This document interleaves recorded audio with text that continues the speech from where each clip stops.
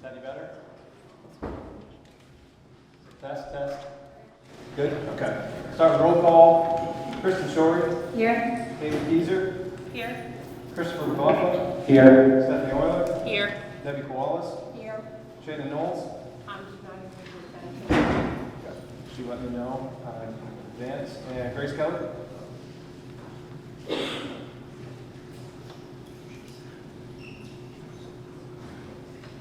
Takes us to item 2, agenda adjustments. Yeah, just one on the back page of the agenda, or on the third page. Apologize for putting the wrong warrants on there, pulled from the spreadsheet incorrectly. So we are going to be omitting payroll warrant 105 and 108 of July 22, payroll warrant 2 of July 22, AP warrant 1009 of July 28, AP warrant 1183 of July 15, and AP warrant 1184 of July 29. And you obviously have the new addition. It's an approving payroll warrant 34 of June 29, 2022, payroll warrant 3, 1011 through 1013 from August 5th, 2022, AP warrant 1014, AP warrant 1185 from August 12th, 2022, payroll warrants 4, 1015 through 1018, August 19th, 2022, AP warrant 1019 from August 26, 2022. Payroll warrants 1020 from August 19, 2022. Payroll warrants 1021 through 1025 from August 30, 2022. And AP warrant 1030 from September 9, 2022.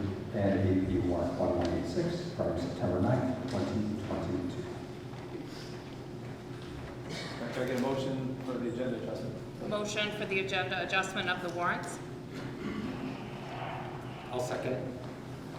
Any discussion? All those in favor? All those opposed? Because I don't need more. Oh, yeah. The agenda adjustment, yes. Agenda I'm in adjustment. favor of that. All those opposed? Motion carries. Takes us to item 3, approval of minutes. We should take these separately too.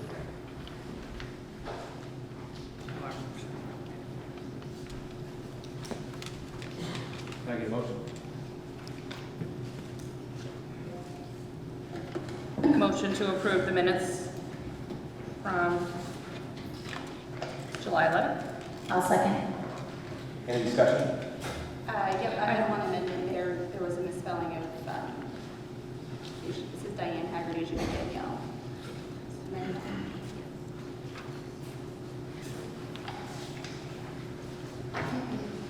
do you make that a motion? Yeah.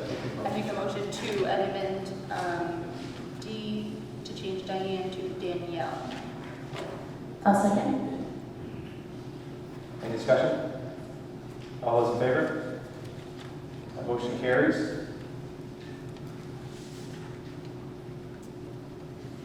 We need a motion for the workshop. I make a motion to approve the workshop on August 15th, 2022. I'll second. Any discussion?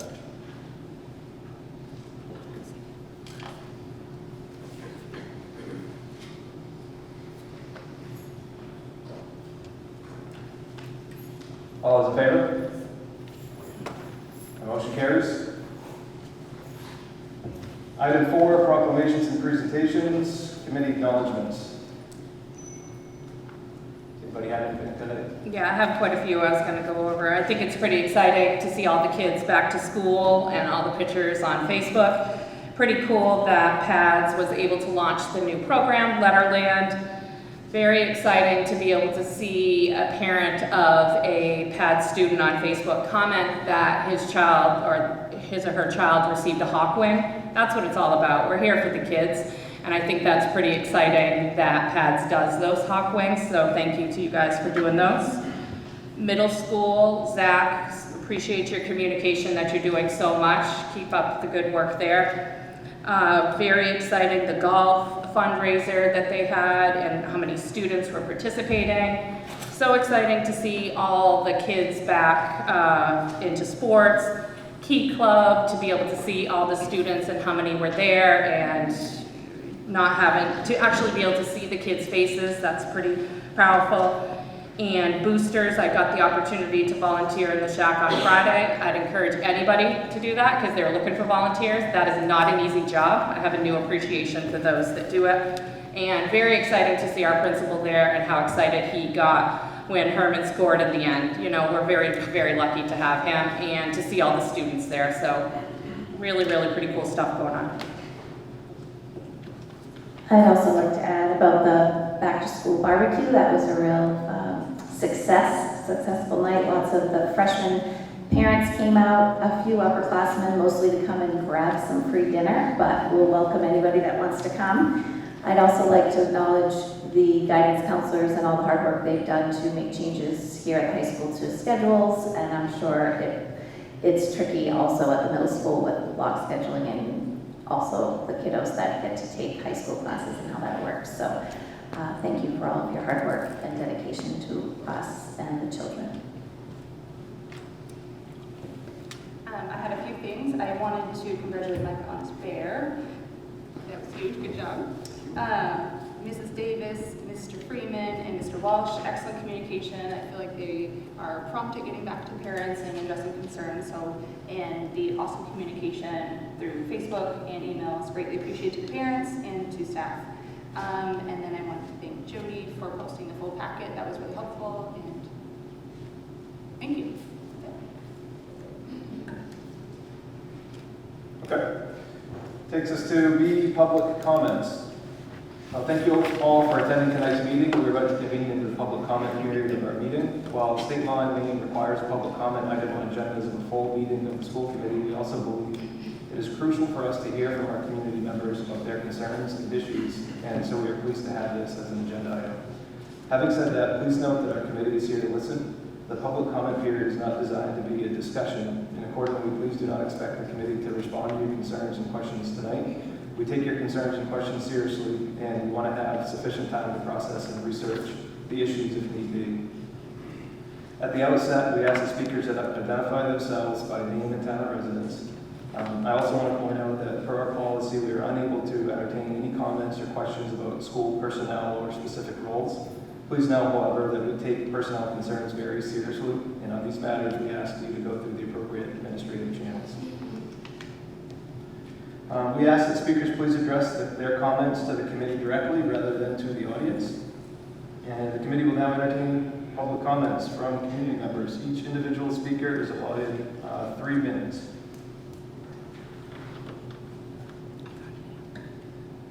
First, we have, and I apologize if I get this wrong, our group of students from Zerkreski, Cole Z, Whitney, Peyton Stevens, and Libby Cushman. Right down to the podium, please.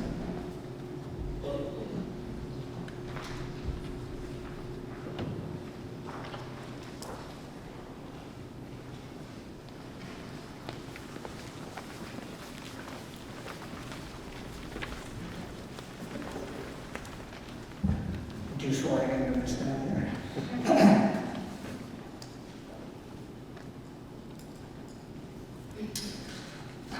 Good evening. My name is Dr. Robert Zofshreski, and I'm here tonight to read a brief statement and bring to your attention some concerns regarding reduction in honors programming that went into place just before the school year started. There are many of us who have reservations about the absence of honors classes this year and the impact it will have on our children. A group of us parents registered our concerns with Mr. Freeman in a letter just before school began. He responded promptly and shared this change went into effect prior to his employment, but that he would monitor the situation and revisit if needed. Now, I want to be clear that we're not asking for anything to change for the current year, as we know that scheduling is set, but we would ask that you consider the impact of this decision on students and that the opportunity for honors classes be reconsidered for future years. Basically, our concerns are threefold. One, that differentiation will be difficult in classrooms because teachers are already stretched thin, and that teaching to the more advanced students will probably not take priority in a class with diverse academic needs. Number two, that the discipline and energy for learning that our children are accustomed to in honors classes will be diluted or somewhat overshadowed given the academic, behavioral, and emotional needs of other students. And number 3, that the bright but somewhat unmotivated students would be allowed to stagnate and their talents go unrecognized as they potentially get lost in the shuffle of classrooms. In short, these kids have worked hard to make progress and to set themselves apart academically in middle school with the expectation that it would continue through high school and put them in the best position possible for post-graduation opportunities. Thank you. Now I'd like to defer to several of these brave students who took it upon themselves to come tonight and also make statements. Thank you. Good evening. My name is Cole Zaltrowski, and I'm a 7th grade student at Hermon Middle School. I wanted to share my thoughts and experience regarding accelerated learning at Hermon Middle School. Last year, I took Honors ELA and Honors Math. I enjoyed these classes for several reasons.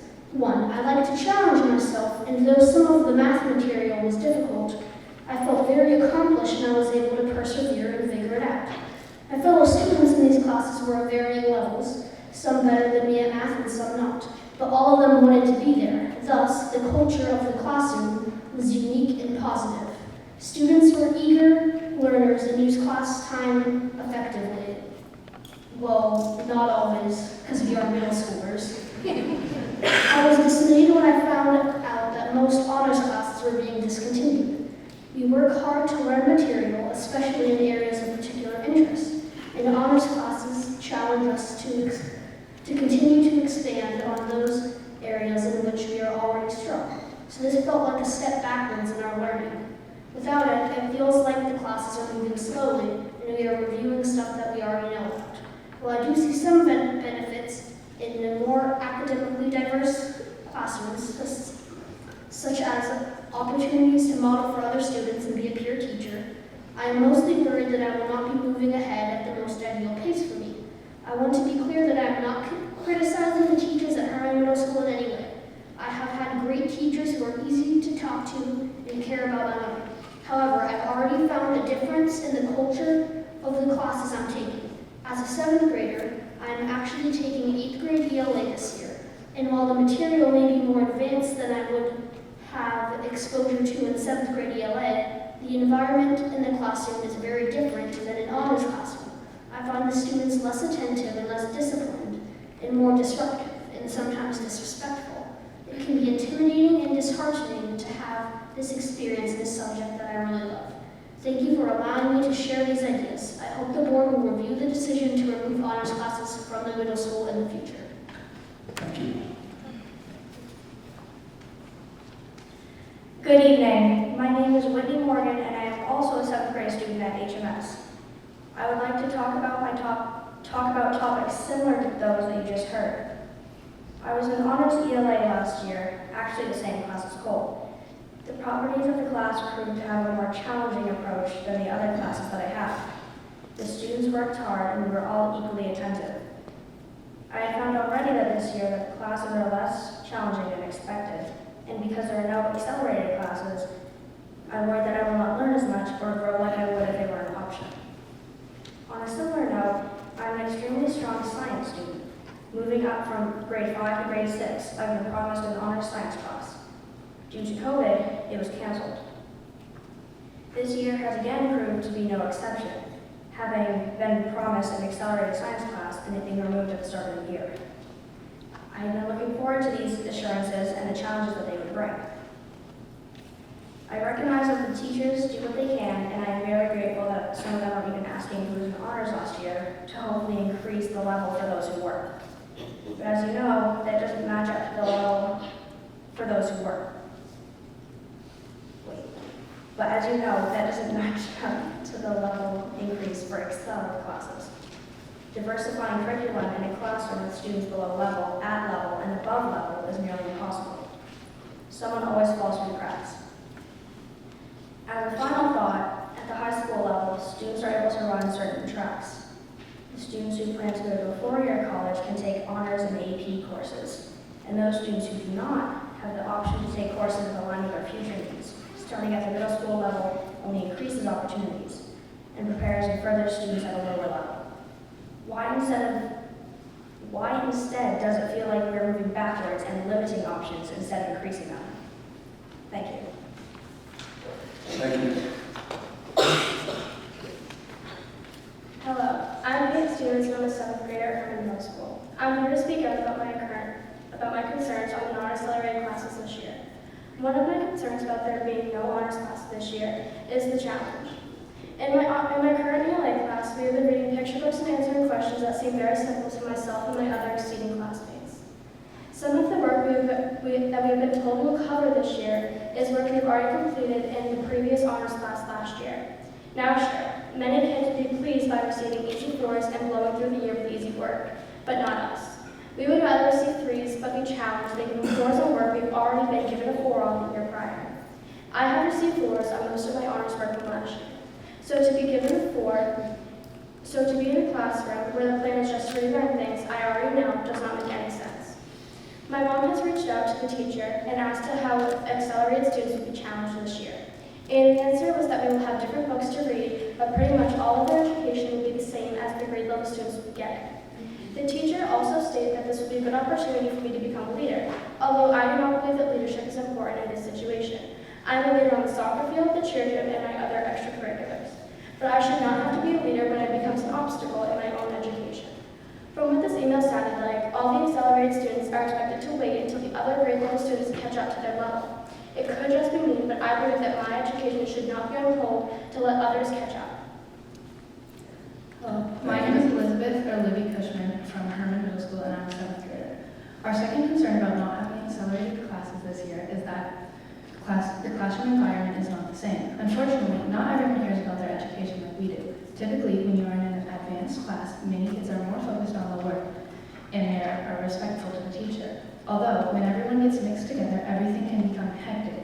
That is how many of the classes are this year. In my social studies class, we have a very rough time staying on topic and getting work done. Most of the time, my peers act out. This is stealing my education, and it's not acceptable.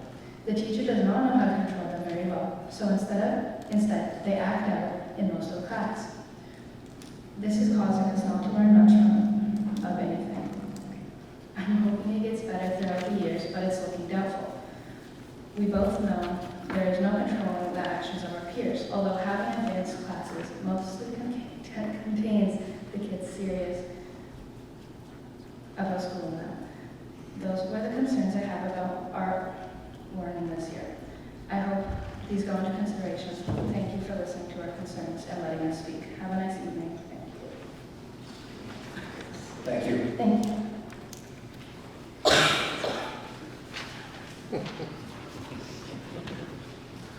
Next up is Derek Wood.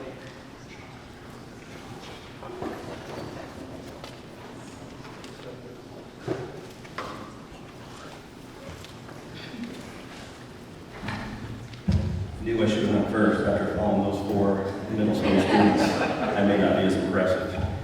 I was not an honors ELA student. Mr. Chairman, members of the committee, Mr. Grant, good evening. As you know, my name is Derek Wood. I've been a resident of Hermon since 2011. I currently reside at Stony Brook Way. I have 3 children, and all have been or are students of the Hermon School System.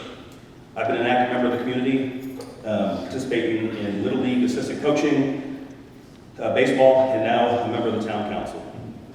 While I was campaigning for a council seat, I was and continue to be a resident that believes firmly in people before politics. I would like to speak tonight about my concern for the growing disparity and divisiveness that is occurring on social media and how that has seemingly affected the teachers of the Hermon school system. My perception is that teachers have joined the ranks of America's law enforcement, this nation's military service members, and similarly to what happened to nurses last year during COVID, when many had to resign their careers because they declined to have a vaccination at work that they worked with for many months before it was mandated federally.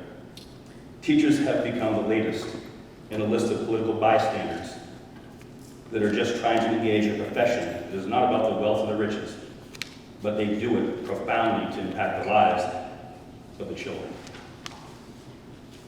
Tonight, I want the teachers of Hermon to know that the majority of this town supports you. Hermon supports you. Remember, there will always be people that like to participate in extreme behavior. I may have been one of them at times on social media back during the election of 2016. We all get heated, we all get emotional at times. There's times when I wish I could recall those comments, but now I'm here to say I was probably in the wrong. People that like to participate in virtue, there's people out there that like to participate in virtue signaling. Teachers, please don't get caught up in that spin. Don't worry about it. It'll come and it'll go. I also understand the growing concern from parents in the areas of transparency and communication, or the lack thereof, whatever their perception is. Like many, I believe that these traits should be possessed by those in public office. We should be, myself included, we should be transparent, we should be open to communication.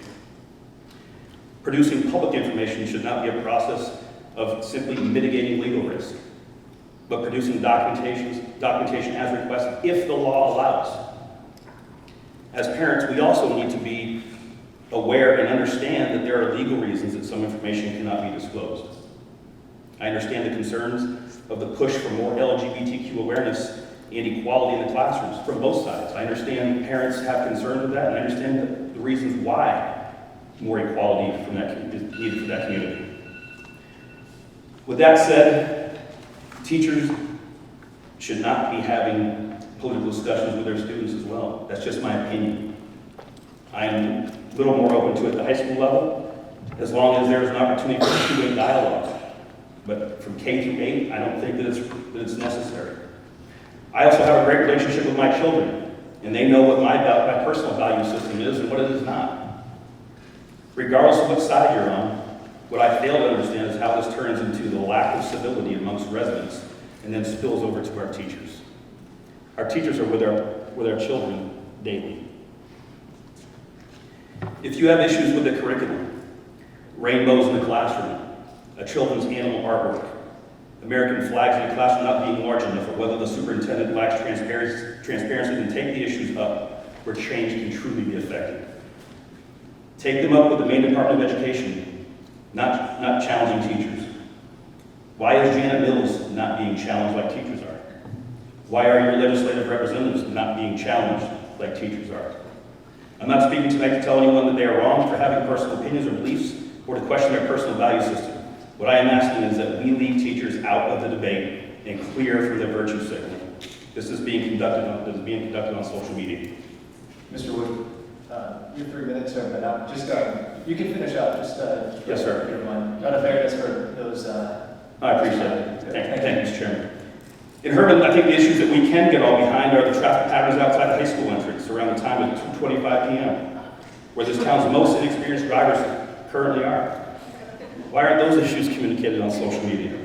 Or the opiate crisis in Bangor and the effect that it has on Hermon's most impressionable minds, our teenage youth. Why aren't these the issues that are being addressed on social media or other platforms? Children learn through exemplification. We need to remember they're always watching us adults. We can have our differences, but we need to remain civil. Stay involved in your children's lives. It's not the sole responsibility of the school to educate your child or to prepare them for the world.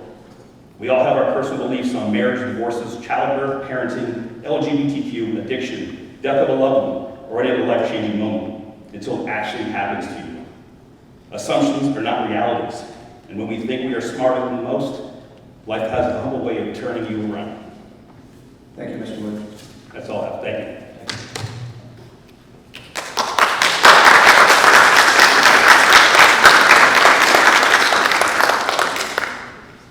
Next up is Allison LeClaire.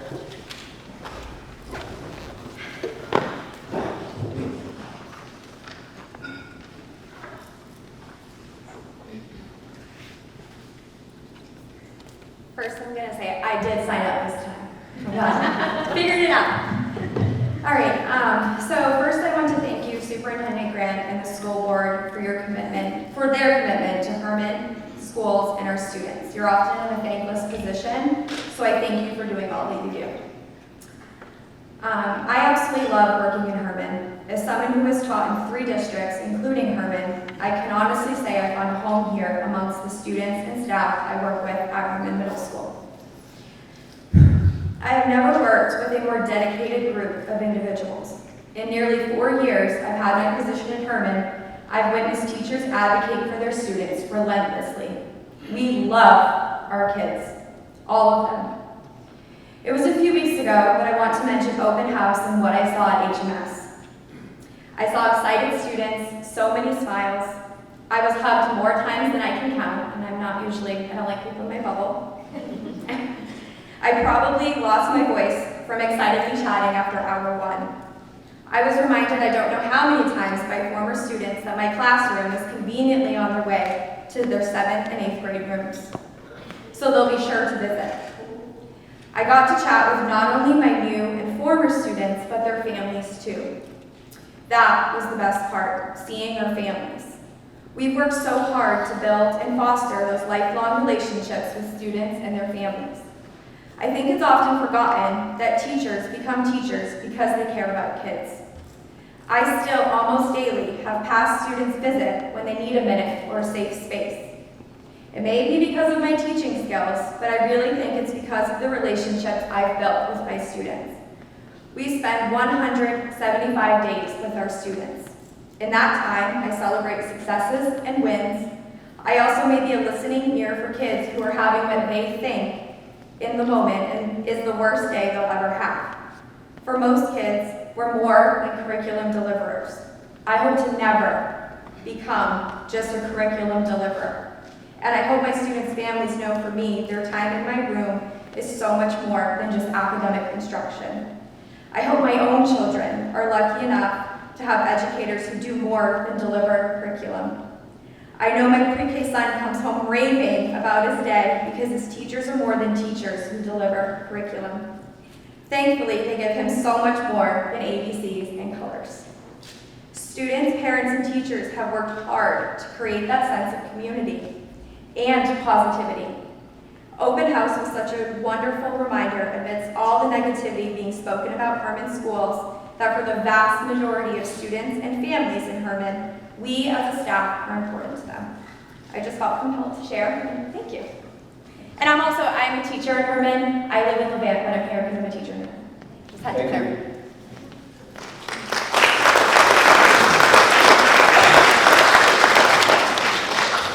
Next up is Nicole LaBarnes.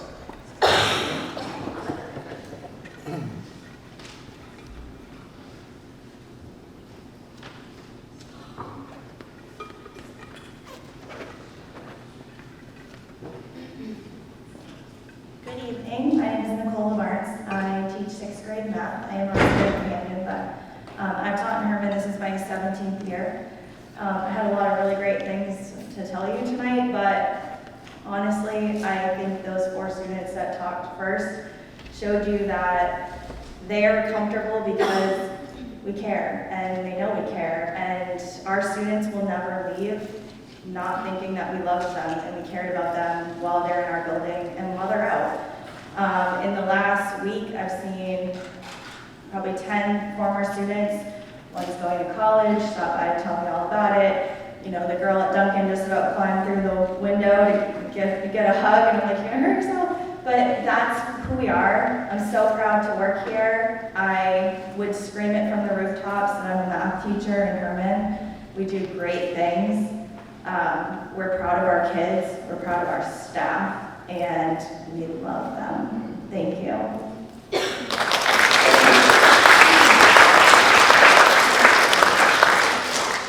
Greg Newell.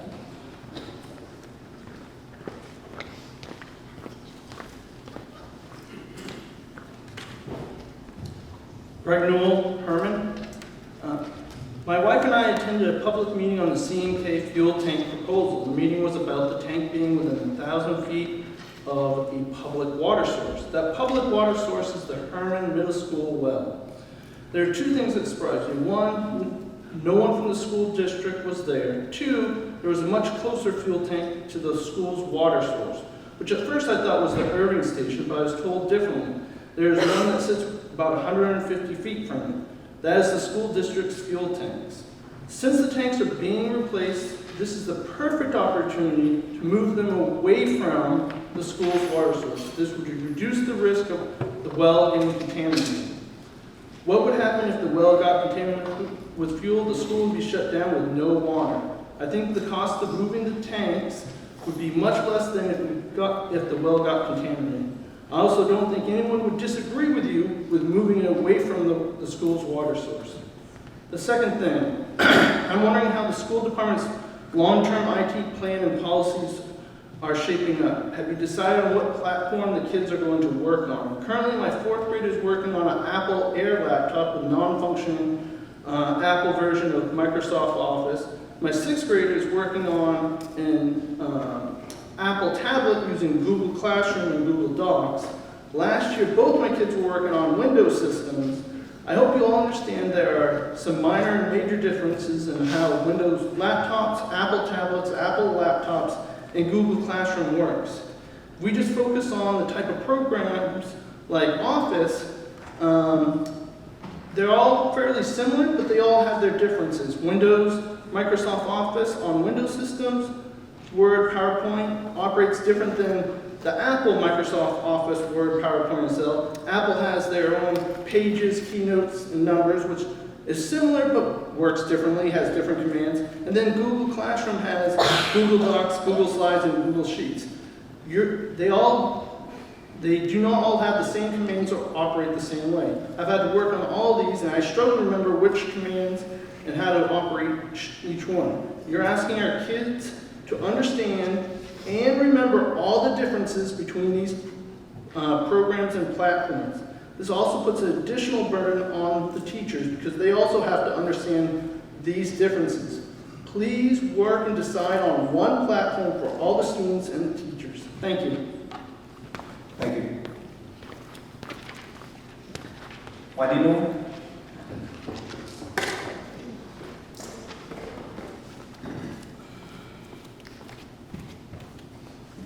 My name is Wendy Newell, and I'm from Hermon. My husband is Greg Newell, as you may know or may not know. He served 22 years in the Army and is a combat veteran. The Army was not kind to his hearing. His hearing loss leads him to having issues controlling the volume of his voice and struggling in environments that are very noisy. For over a year now, he has attended almost every meeting and subcommittee meeting. He has always felt it was his civic duty to be involved and be supportive of the school department and the town. He went to the policy subcommittee meeting on August 22nd at 2:30. He came home very frustrated. He explained that he was having issues hearing people speak at the meeting, that he had to go to the front of the stage and put his good ear towards the committee. He was struggling to hear everyone that was talking.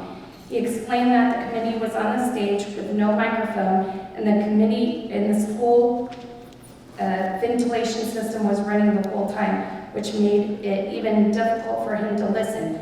This really makes me upset that he has been supportive of this committee. You're doing a real disservice to the committee, to the community, and those that are hearing impaired. I hope that you will make improvements in the way you conduct subcommittees in the future. Thank you. Thank you. John Steyer? All set. Michael Haggerty?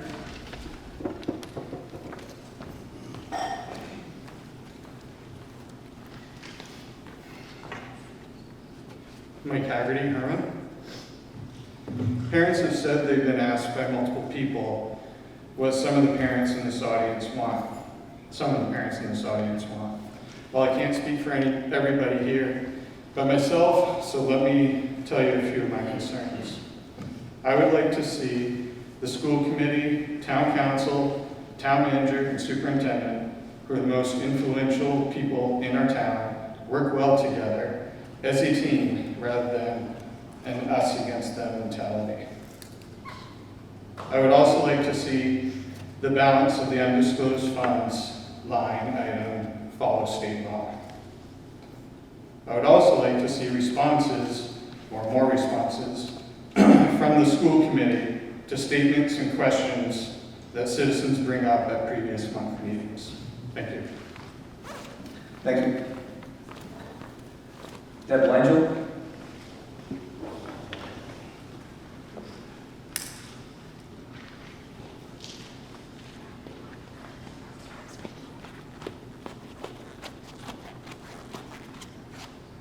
like Andrew, going road in Hermon. I don't really know how to follow up with all these wonderful comments, so then we changed mine up a little bit. I'm just basically here to say that I support the track and the artificial turf. My daughter was on the football team, and as a senior for their senior game, they couldn't play on the field. They had to go to Husson. It was heartbreaking and just really, really sad. And my son was on the track team and never got a chance to play on his own track. So I'm so excited that our town and the committees are going forward with the track or the Hermon Sports Complex. I think that's wonderful. I hope we can get the track done. I hope we can get the artificial turf done to help all of our teams. I'm just concerned a little bit about how the finances are going to work and where the money's going to come from. Thank you very much. Thank you. I'm going to apologize in advance for the last name here. Sharon Mabry Twit.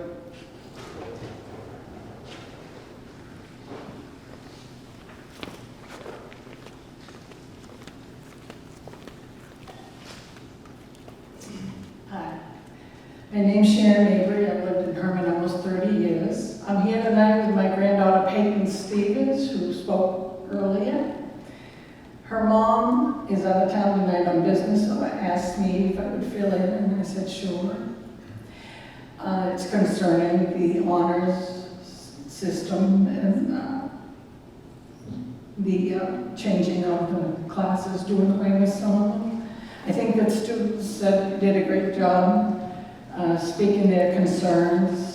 Not much for me to say, except I'm here representing Nicole, and she did want me to pass on to you that she has spoken with principal, the new principal, and teachers, and she wanted to let you know that she was very pleased with the new principal. I apologize, I forgot his last name, or his name, that he was very responsive to her and very pleased with the response she got from him. Other than that, I guess that's it. The student did a great job. Yes. Thank you. Thank you.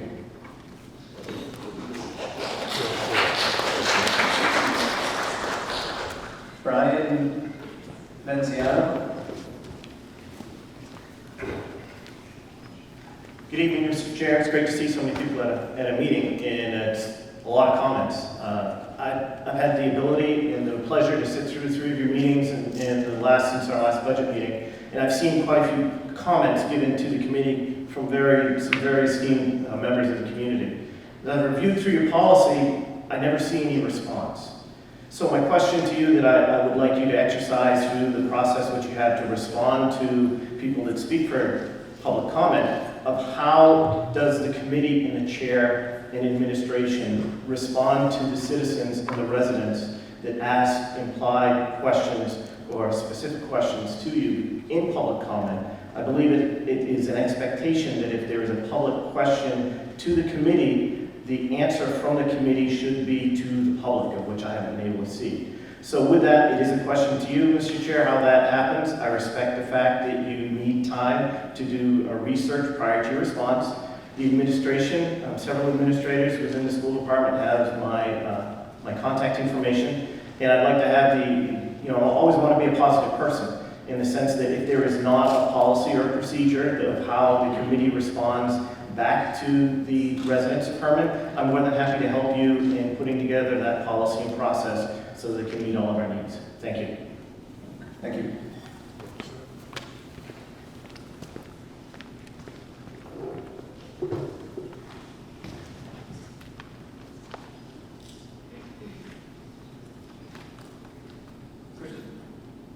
Christopher Gray. I'm all set, thank you. Sean McBride.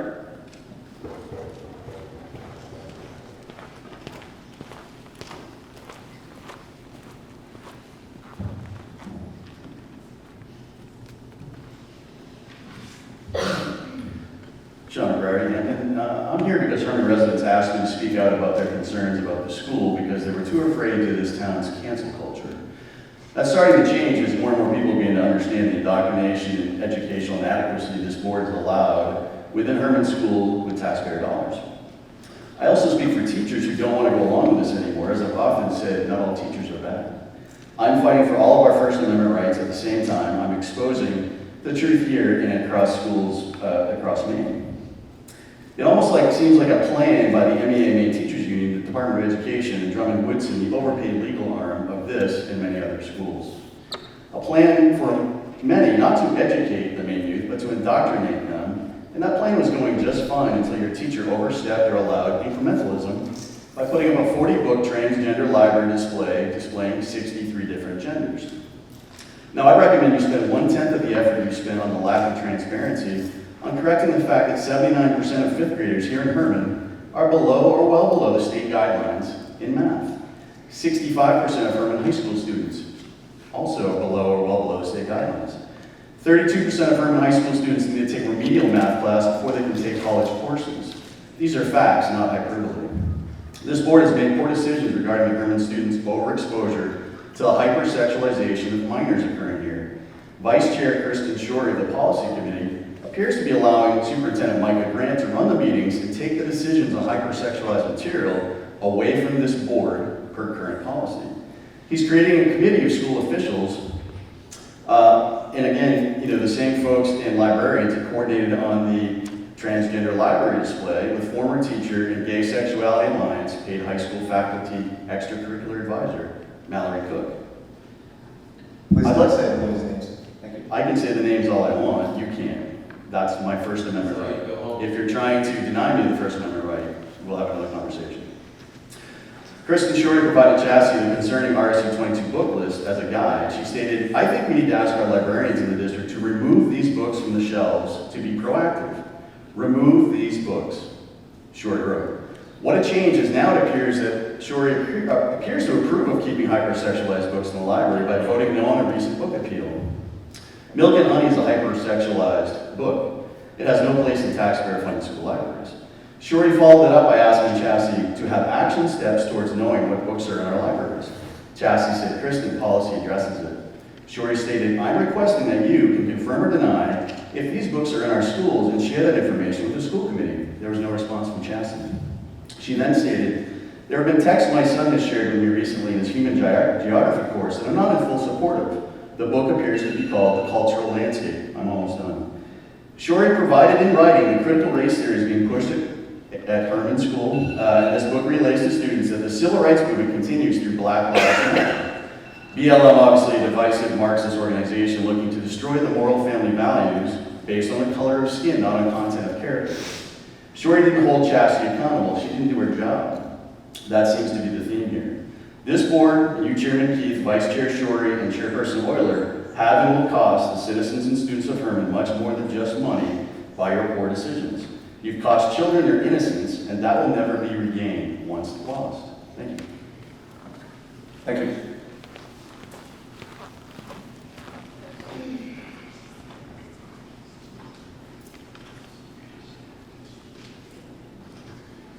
Vicky Devine?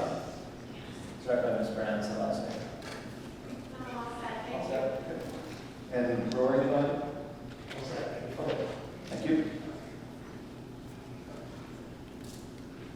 All right, that takes us to item C, Alternative Education Program, presented by Elizabeth Smith and Rachel Michelle.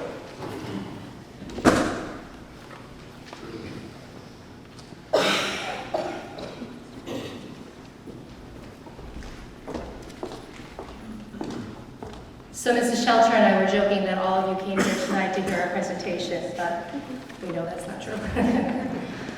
Thank you, board, for approving our brand new program that we have now established.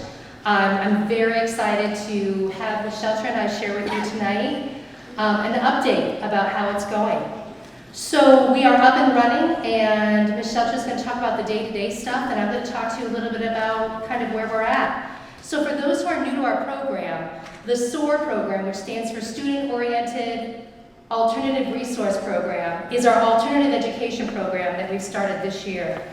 And what we're thrilled about is other districts have this program, and now Hermon School District does as well. And we're very proud to say that we've added it to our multiple pathways that we offer at Hermon High School. So as a review, alternative education is not a behavioral program or a special education program. Our SOAR program is offered for students in a non-traditional educational setting who struggle with learning and potentially have shown disengagement with their learning. Students enrolled in our alternative education program benefit from the same academic standards as our students at Hermon High School. And Ms. Shelter is going to talk to you in a few minutes about how that curriculum work took place over the summer with the different departments from our high school. The program addresses barriers for our students who maybe struggle in a traditional setting and specifically supports pathways in regards to positive relationships, focusing on individual student strengths, social emotional needs, providing academic rigor and relevance of instruction. And so last spring, you folks blessed us to go to an alternative education conference in Maine. And so Ms. Shelter and I both did that, and we took away with us an action plan. Now, our action plan is 6 pages long. We know you have a 90-page school board, so we actually abbreviated it for you, and our action plan outline is in your packet. And so we needed to build that action plan in order to start this program this year. And so from April of last year until now, we've been building this from the ground up, and it's been quite a learning experience for both of us. But our biggest takeaway from that alternative education conference was that the alternative education program for Hermon School Department is based on student strengths and making sure that we meet their needs and their learning needs. And so I'm going to turn it over to Ms. Sheltra, who's going to talk about the day-to-day. Thank you. So I would first like to draw your attention to the handout that looks like this. This was made by our students in our cohort. These are the principles that they view as their guiding principles. So they include ethical excellence, community, and academic rigor. So we sat down as a cohort and we walked through what does it mean to be in an alternative education? What do you think is important? What is exciting? What is your end goal? What do you want to focus on? And these are the things they came up with. So I think that that's really great and awesome and really telling about the group of students that we have in the program. So some of these students were advocates for their own learning, so that by that I mean they came to either their school counselor or members of admin to say, hey look, Hermon High School mainstream education is not working for me. I'm looking for a little bit of a different environment. And so through that, they started the referral process. Other students were kind of picked out by guidance or admin or family, their own families. Some teachers kind of made some recommendations. And through that process, they were referred.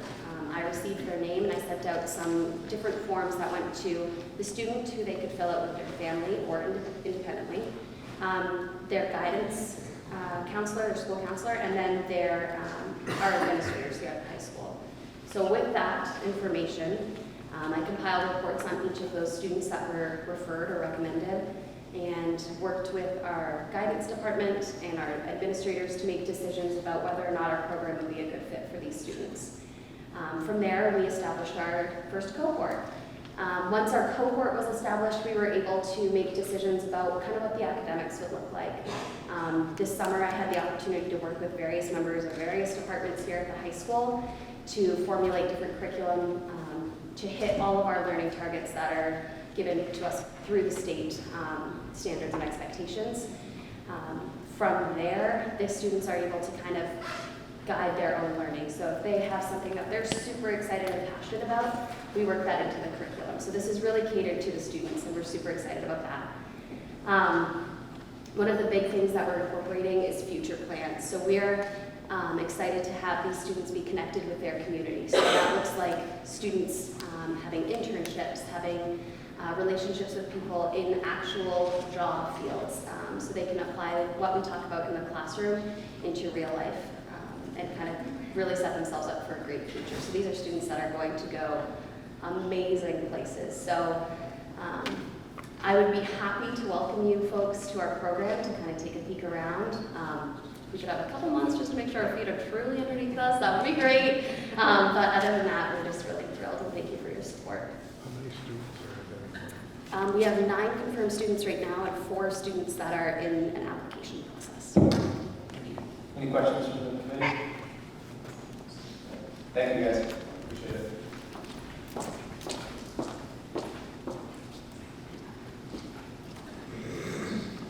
Item 5, personnel, A, resignations. Right, so you have in front of you the resignations that we received in August. Mallory Cook, HHSDLA teacher. She was with us for about a decade, maybe 10 or 11 years, and obviously had a wonderful opportunity to go work for the MBA. So wish her luck in that. Cami Hall has been an ed tech with us for, so I think it was 12 or 13 years, and has the opportunity to pursue a program. I think she was in the nursing program. So again, just wish her well, and especially again, has been with us a long time. Hugh Hansen is one of the gentlemen you've probably seen here at games, basketball games, had one of our nighttime custodians here at the high school. He's been with us, I believe, 6 or 7 years, and he'll be obviously missed. Wish him enjoy his retirement. And then Brett Dupuy and Marilyn Littlefield have been with us a little bit shorter, just over a year or two, and bus driver and EL ed tech at the elementary school. So those are your 5 resignations that we received through the month of August. Employment, you obviously gave me permission, voted on that to hire, and so just, this is for your information.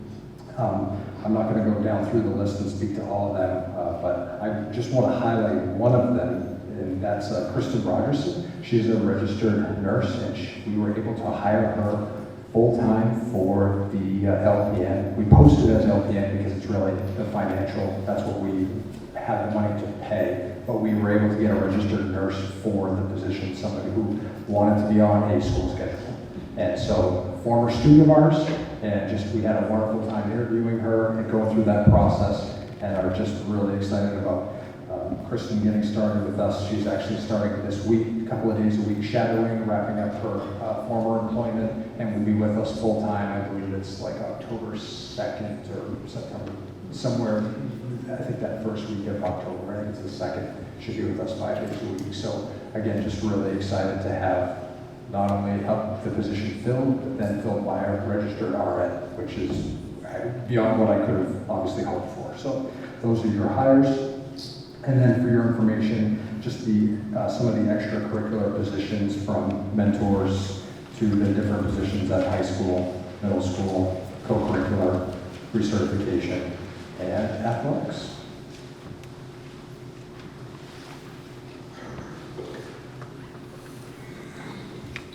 Okay, thank you, Mr. Grant. Item 6, old business A, excuse the absence of school committee members. I don't believe we had any from the last meeting. Takes us to B, video recording of the school committee meeting. So this is just our opportunity. I know Mr. Grant sent the test run video from the last regular meeting. Hopefully you guys all got an opportunity to look at that. So this is our chance to talk about what we liked, what we could improve, what we didn't like. So I'll open it up. The only thing I wanted to add was the feedback that I got from people that were watching at home, that when the owl bounces around, it isn't consistent on who's speaking and who it's looking at. It was kind of nauseating. So if they could make it just one consistent wide view, I don't know if they are today. No, okay. I think the owl is so much. I agree. The owl is sometimes hard to follow people because it was bouncing around so much. Yeah. The owl does pick up on motion as well. So if you move to your mic but then you don't speak or whatever it might be, I agree. I asked Mr. Wheeler, actually, it was either Friday or today, and we were going to explore a one-shot panoramic angle view instead of the owl. I actually thought the audio wasn't too bad, considering we only had a couple microphones. I think I could hear most everybody except for Micah for some reason at times, if it was a deep voice. But I thought overall the audio was okay. Well, I think with the upgrade of this system, this audio will be better, and I actually am a proponent for adding closed captioning to it and live feed transcription, so that if others are watching out there who need that access for comprehension. That's what I was going to say as well. I think it would be great to add that if possible.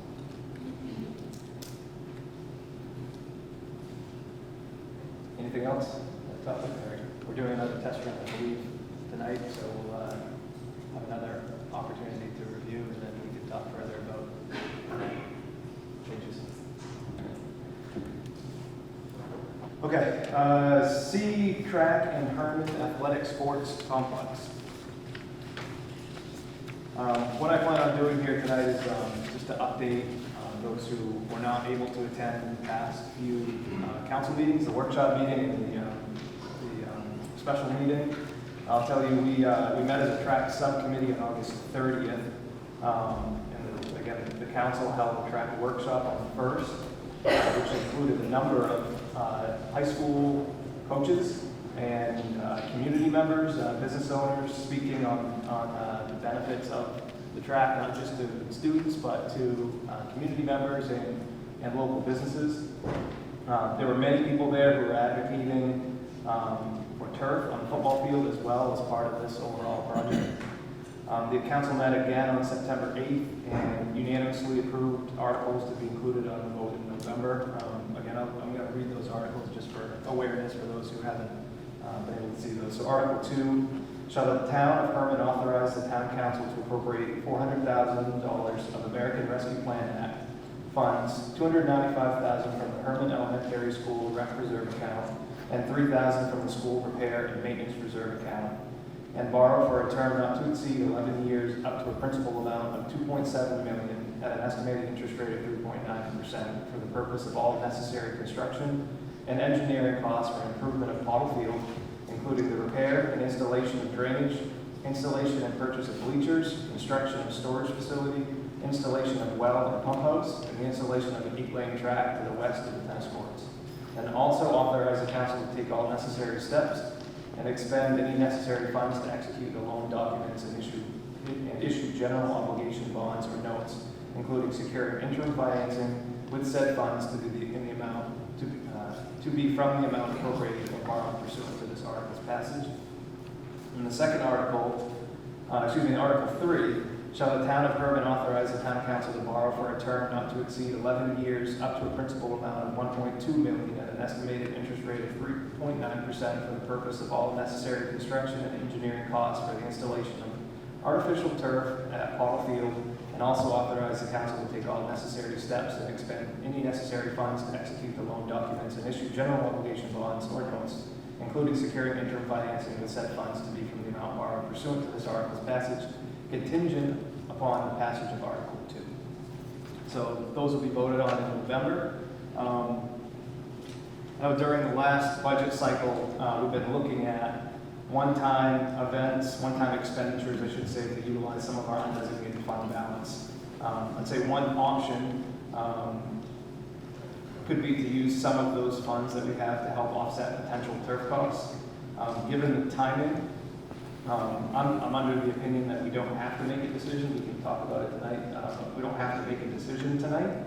We have time for our financial audit to complete on the prior year to nail down where we land on exactly on that undesignated fund balance, and then reassess our plan on how we're going to use those funds over the next few years. I do think, again, looking back when we were building the prior budget, this type of event or expenditure did fall into the one-time type of events that we've been looking at. But we just need to make sure we're fiscally responsible as we're using these funds over the next couple of years. So at this stage, I think that Jamie would mind coming up. She could just provide some estimates on where that fund balance is and projections on where it's going over the next couple of years.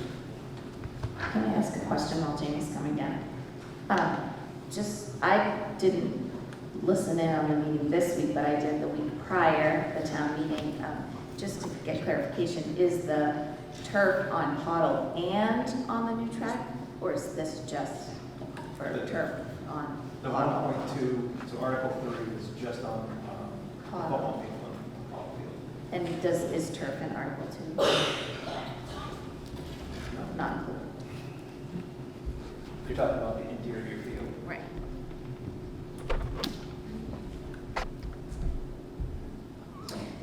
Okay, so just to kind of touch base, for the FY22 fund balance, we won't have an absolute figure until the audit is complete. We can kind of ballpark where it's going to land. There are still some adjustments that need to be made as part of the audit process. When we take those larger items that we know have to be made into consideration, and the fact that we allotted $1.2 million worth of that undesignated fund balance to build the FY23 budget, we are looking at an estimated fund balance of $2.2 million, approximately. Something to keep in mind is that the school department does depend on those undesignated funds to help offset the burden to the taxpayers by using it as the carry forward. That's part of that $1.2 million. So one of the things that we did do for the FY23 budget process was to take a look at what one-time projects we could do to help that needed to be done, that we could fund with our undesignated fund balance, rather than asking the taxpayers to give us that money in FY23. When we got to the budget process, the town had requested that we also take an additional approximately $386,000 worth of our fund balance to help offset the burden to taxpayers. So in the year prior, we had already designated $770,000 towards the FY22 budget. Now we're up to $1.2 million. And when you look at what pieces we can say are not our day-to-day expenses, that we are funding our budget through undesignated fund balance with, we're probably looking somewhere between having to use $900,000 to $1 million in both our FY24 and FY25 budget. Now the problem with this is we've been supplementing our budget with that undesignated fund balance, and eventually those funds are not going to be there to help offset that burden. The burden is just going to be larger when it finally hits, when we finally run out of those funds. With the estimated undesignated fund balance of $2.2 million, taking into consideration FY24 and FY25, and I've used $1 million as a nice round figure here. At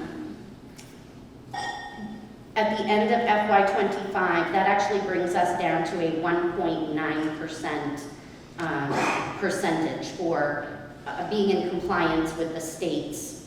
At that point, we're still in the 9% as the highest and through the end of 2025, and then dropping down below the 5, we actually get down to 1.8%.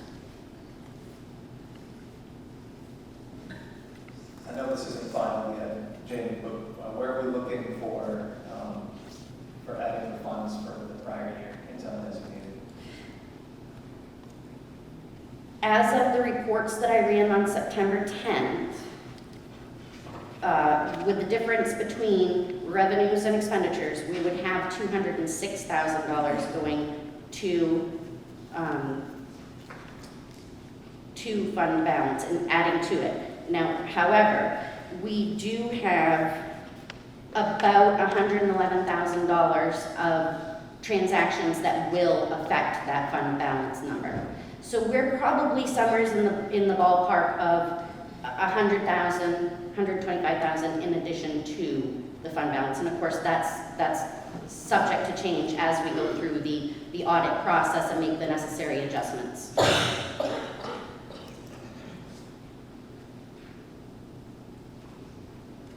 Any other questions for Jamie? This is the 1.2 million.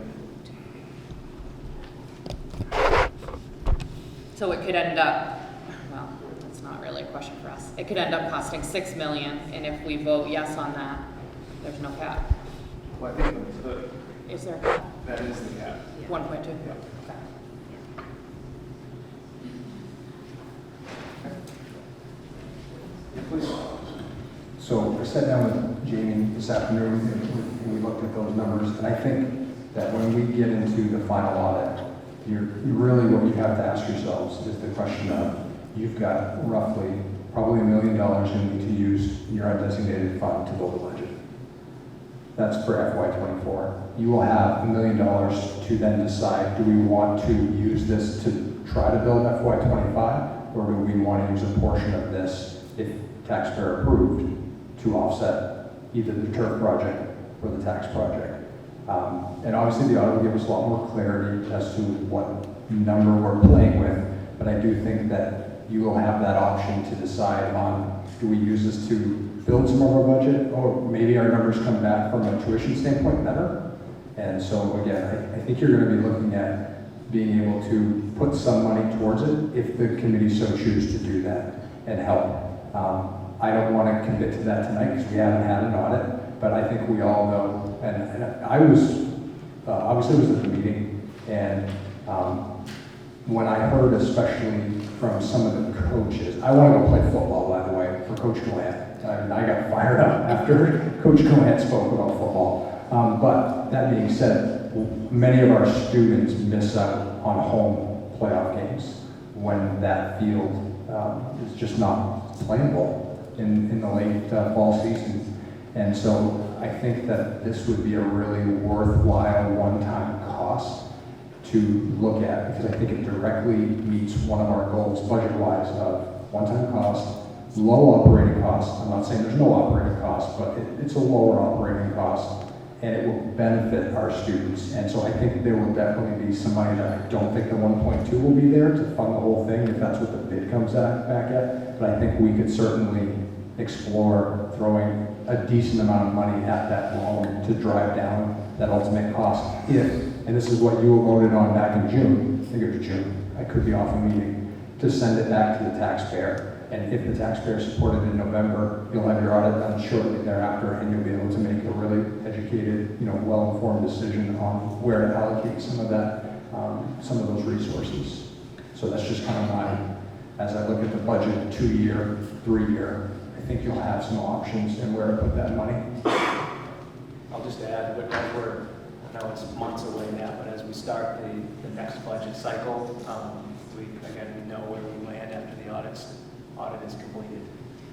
We'll just need to collaborate closely with the town council and determine what's best for the students and for the taxpayers. So, anything else, guys? Okay.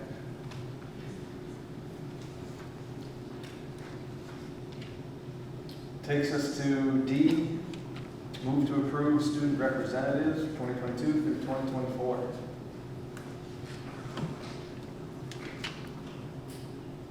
I'm just sharing, right? Okay. I'd like to share that Stephanie and I completed 2 student interviews. We had 2 students that were interested in being a representative here on our board and to be able to share their insights as being a high school student here at Hermon High School. And we unanimously chose Eva Benjamin, and she is here tonight. And thank you, Grace is here too. She wasn't here at roll call, but I did make a note when she walked in. So Eva, do you want to just stand up? You don't have to say anything, but I just thought you could do a wave.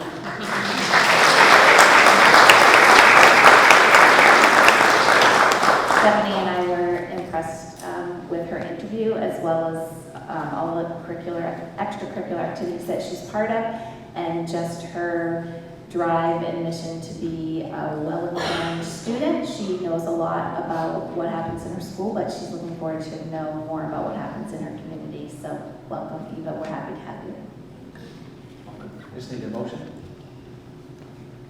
Motion to approve Eva as the student representative. Any discussion? All those in favor? That's unanimous. Welcome. Thank you. Item 7, new business. A 22-23 superintendent goals. You have in your packet I would say 3 goals, but there's kind of a 1A and a 1B, a 2, A and B, and then obviously a 3. I know you probably read these already, so I will be brief. One of my primary goals is to take a systematic review of our curriculum over the next year. One of the things that I asked the administration to do is, as we are doing a variety of our vertical teaming meetings this year. We really need to, and content, I say vertical, so when I say vertical team, I mean like a 5th through 12th grade team, or a 9 through 12, or a 5 through 8, or 5 and 6, it just depends on what that particular vertical team is. And also our content grade level teams, so when they meet within a content, 6th grade social studies, 7th grade social studies, 8th grade social studies, whatever, whatever the subject area might be. We haven't had that systematic review for over 3 years, and we know that in the last 2 years in particular, when we are talking about our syllabi and we're talking about our matrices, when we're looking at our main learning results, which is how the curriculum, what the curriculum is supposed to measure, we often state we covered this in this particular class from a main learning results standpoint. But do we now, as a result of COVID, as a result of all the new hires, right, that are coming in and taking this curriculum and making it their own and adding to it and subtracting from it, and also adjusting to the students who come in, from 4th grade, from 3rd grade, from 2nd grade, or even from their own school? Did we cover what, right, the breadth of what we said we were going to? And so what I've asked them to do is the evaluation review is twofold. The first is just what we actually cover, the content coverage. Are we covering the breadth of the curriculum as we state? We have all of this, but do we actually do it, right? It's one thing to say, it's another thing to do it. And then the second thing is, if we are covering it, are we assessing the learning results as stated? So all units have the primary performance indicators, which are attached to the main learning results. If we say we're assessing it, I better be able to show, and this is me speaking as a teacher or as a building principal or as a department chair, if I say I'm assessing it in my curriculum, am I, right? It's one thing, yes, I assess whether or not students can identify a major turning point in history. I, say that students can factor polynomials, whatever, I love polynomials. So are we actually covering that? And so what we would like to do is, as we are going through and performing this audit of the curriculum, yes, we are covering it, yes, we are assessing it. It gets submitted to the building principal, updated accordingly. Then it gets submitted to me for final review. And what I would like to do is then post that curriculum at the end of the academic year so that the parents have a broad overview of summary of the course, the units of study, brief description of the units of study, main learning results assessed. And that way, that gives a parent at least the roadmap to then be able to ask questions of, okay, my child is going into 9th grade, here are the courses that they're taking, and it's online. I wonder what that means. I wonder if my student's ready for that. And it just allows us to have conversations, or allows parents to have conversations with teachers about what are they going to be studying in their class, and gives them, again, a roadmap of what is coming, or what they should have covered at the end of the year. So it's not necessarily, how do I phrase this? To me, it's important, because when you look at our policy on curriculum, one of the jobs is that there is an ongoing review and evaluation, and we have had quite a gap in that, like I said, 3 years. And then there's also just revision that needs to happen it should happen on an annual basis, because there's always new staff, there's always new main learning results are getting updated. And again, there's the transparency side of making sure that parents can go online, see a class, see the summary, see the main learning results, and then have a conversation with the teacher, and then ultimately a principal, and then the superintendent, if there are concerns. So that's goal number 1. You have the timeline there, so you have that rollout, what my goal is, because obviously my goals require the principals to take action, which require the department chairs to take action, which require, so I rolled this out in July, just so that the administrative team knew what my plan was. In August, the building administration shared this plan with the faculty and staff, like this is what the superintendent would obviously like to see, this is what he is trying to accomplish. And then September through June, you actually have the audit and the submission. So as teachers move through the unit plans, they audit them, edit them accordingly, submit to the building principal, submit to the superintendent. I put them in a file, and then in June, we'll upload those to our website, and you'll be able to click on a curriculum tab, and then see a course, see a curriculum guide, see the main learning results. So that's goal number 1. That's a big undertaking, but I'm happy. It is, and I think it's, again, we've done a lot of this work, it's just a revision and then making it public, you know, to the degree where you can click on it and just get that quick snapshot, that roadmap I think we've been talking about this roadmap for a long, long time, so it's time to get it implemented. Goal number 2 is Sorry, any questions on first goal? Good, sorry. Goal number 2 is the curriculum, and you'll notice that you see like the IGA or IGA-C, so these are pulled directly from the policy. Goal number 2 is the rationale is intensive curriculum revision as needed. So you have the development and revision. I use those types of revisions as a tweak. Like, we don't cover this learning result anymore, take it out.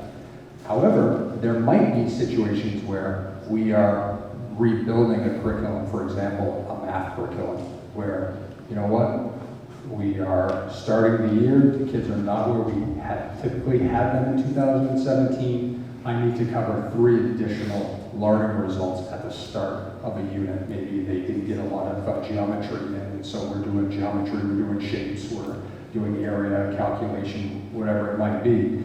And so one of the things that was really helpful for us and Mr. Walsh, you can correct me if I'm wrong, put you on the spot. How long did we work with Great Schools Partnership? Approximately 5 years. Right, 14 to 19. So we worked with the Great Schools Partnership, and they send us a coach, and what that coach does is that coach comes in and helps us vet whether or not our unit plans follow very specific guidelines. Our unit plans should have multiple stages. Our unit plans should identify the learning results.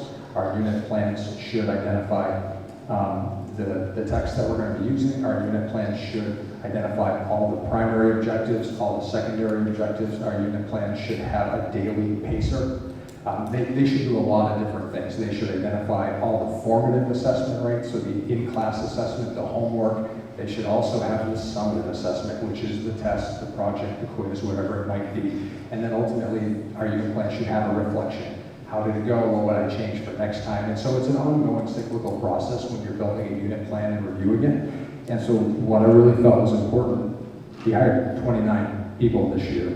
And so we have people that are coming in that have never worked with Great Schools Partnerships. And this happened to me my first year teaching back in 7, 8. I remember being handed a key, and then I opened up a filing cabinet with the social studies teachers' 4 years worth of material in there, right? And you just went, oh my gosh, like, what do I do? Well, now it's not quite that archaic. It's a little bit more, here is the unit plans that we developed as a department, teach it. There's no rational, they've not been trained in how you actually go about building it the way that Hermon Schools expects you to. And the principals work with them, and the department chairs work with them. But when we looked at turnover, Mr. Walsh, how many new people do we have this year that have never worked with Great Schools Partnership?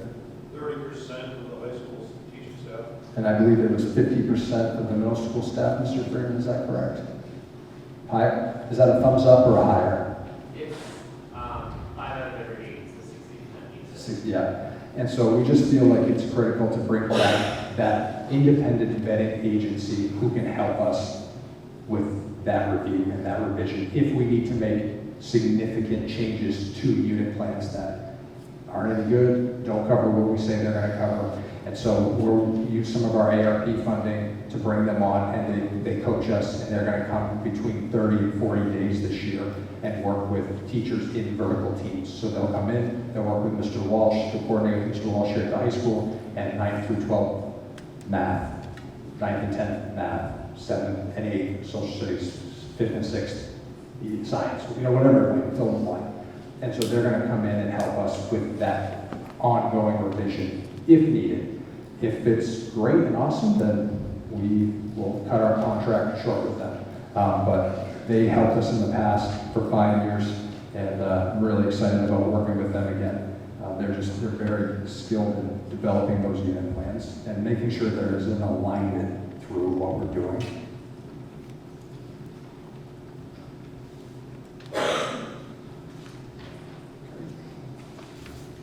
All right, so this is new water for me.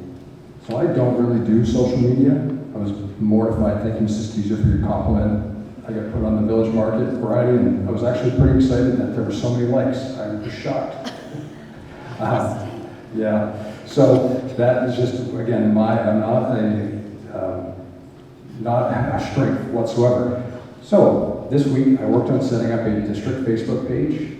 I understand that the kids don't use Facebook, is that right? No, they're shaking their heads. They don't use Facebook. And I'm in the process of developing an Instagram account. Is that a good? Yes. I told them I will do anything social media wise except tweet. I will not tweet. I refuse to tweet. Other than that, we have a web page through a company called ThrillShare. They build our website. And so I use them for a lot of our announcements, my Friday messages, during fill in the blank. But I realize that it is important to share information with all stakeholders, whether or not they decide to take you up on that or not. That's their prerogative. So I'm working on creating a Facebook page for the district and an Instagram page for the district. The goal is to share news and information on Facebook for parents. Also, one of my goals for the year, IT got me an iPad, and I'm going to go into the schools. I go into one school, 1 day a week, and there's just amazing things happening. And so my goal is to take a picture of something amazing and then post it. Is that what I said? I'm glad they're here. And post it. And just to share the positive things that are happening in our schools. And I think both of those elements, information, but also there are eggs being hatched in so-and-so's class, and look at these bottle rockets that were made in science. I just think that's so critical for our community, and I want people to receive it on a platform that's valid.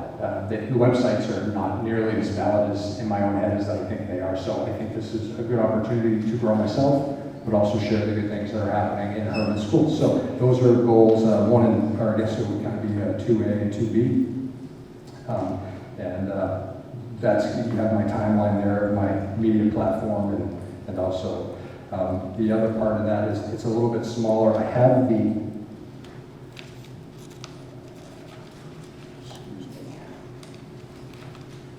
I had it here, apologize. Yes. So I have here the document from the Hermon superintendent search, and I think it is important to see what people were looking for and identified as what they wanted in the superintendent, and also allow people to share feedback on different items. So I think feedback loops are important. And so what I'm looking to do is to create a few surveys throughout the year that would go to targeted audiences. It would be through our website, but I could announce it on the media platform about, how do you feel your kid's education is going? Do you feel like your students are safe here? Do you feel like you can communicate with the administration of the buildings? And just create a couple of surveys throughout the year to elicit feedback from our stakeholders. And I would like some of that to be students. I'd like some of it to be parents and guardians. And I'd like, honestly, some just to the community at large, because they hear things and it's their community. They're still paying taxes to this school. We're the biggest tax getter, if you will. We cast the biggest debt. So I think it's important to do that. I have a couple ideas for my initial surveys. My plan is to launch the first survey in that December timeframe and do a couple, hopefully 3 to 4 from December to June. And part of it is going to be driven by the Hermon superintendent search, what they're looking for, and just kind of using the survey and the qualifications / characteristics that were identified in that meeting. So that's kind of my feedback loop goal, if you will. I have some questions on that goal. Who's going to be monitoring that social media page, Facebook, Instagram? Because if there's comments, we want to make sure that we're addressing them. So Mrs. Smith is the Facebook, Instagram guru, and she's walking me through. We had a meeting earlier last week, and she walked me through turning off comments, and it'll be my responsibility to monitor that, and I'll be the sole at least right now, the sole poster, and I'm sure Ms. White will get pulled in on that at some point in respect to posting meetings and stuff like that. And I think that the survey is a great idea. I just want to make sure surveys can be good as long as we're getting a valid sample of people that it reaches. So I'm just curious, how are we going to make sure that it reaches enough people? How do we make sure that the questions are structured so that people are going to answer them? Because in the past, it's been too many questions. And how are we going to relay the fee? I see it in January of 2023. So are we going to relay it? How are we going to convey the message to the board and to the parents? There are some, as you know, one thing COVID did do is that it allowed us to send out surveys to a lot of people and elicit or solicit that feedback. And so that would be my goal, is to use a Google Forms. We would send it to either valid Hermon addresses that we have in our website and or post it online and then share that, hey, here's a link to a survey, we'd love your feedback. And then ultimately, I would just share it with you. I mean, you would see what the survey was prior to. Like, this is what I think I would like. I have some wonderful administrators and some teachers that I bounce ideas off of a lot. And so they will help me craft questions in a way that we want to capture information, not give people the opportunity to vent. Again, I don't want a comment card, right? No, I'm not about comment cards. I'm about strongly agree, strongly disagree, and then those very targeted questions on this is what we're trying to capture. So I do have a background in that in respect to just some of my coursework, but I also have a lot of resources to help me make a good survey that's going to get good feedback, good data, not just you're awesome, you stink, and somewhere in between. I don't need that. That's just part of this job. So I do want valuable feedback, and I think that's a good comment.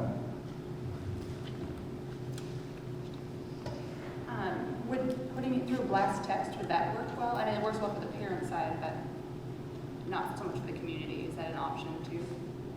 A blast text. The blast, like how you send out all the text message, could you put the link in that?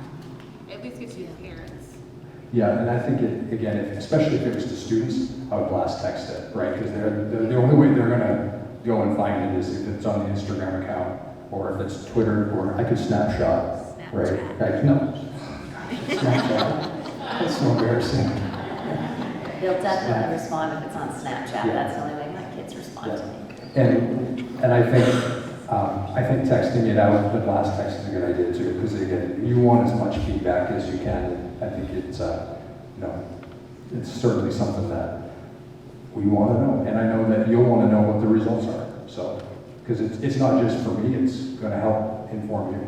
So yeah, that's a good idea. And I also want to know if you could do it 2 or 3 times, like so the beginning so you know what the needs are, midway so you know if there's changes that you need to make or whoever needs to make to meet those goals, and then the last year, how did you do? So that's kind of what I was thinking. I know it's a lot, but just so we have consistent feedback. What are the needs? How's it going, and how do you do? I think the good thing is with surveys, you can establish a timeline for this is what we're sending out on a reasonable timeline to make adjustments if needed is this, and then at the end of that timeline, how do you do? How are we doing? Do we need to continue to make adjustments? I think it just would depend right on what the issue is that we're seeking to survey. Yep.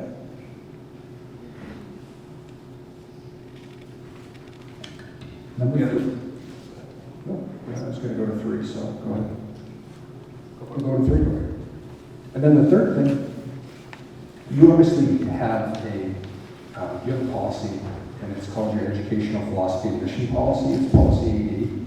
It was reviewed and approved in 2010, and it basically states what the committee's beliefs are, and it also states how we accomplish those. And so what I would like to do is, I'm going to take you to the timeline, because I think that's more important. You could go and read what the policy is, what the mission is, you know what the philosophy is, and then what the mission is. But I think what's important to do as a new school committee, those members from 2010 are not here. And so I think it's important as a new committee under a new leadership that we establish what our policy is, if it's, our educational philosophy is, does it still align with that policy in 2010? And then how do we meet that policy? So this is actually a pretty big and aggressive goal. It's a really small policy, but it's profound because you're talking about educational philosophy and mission.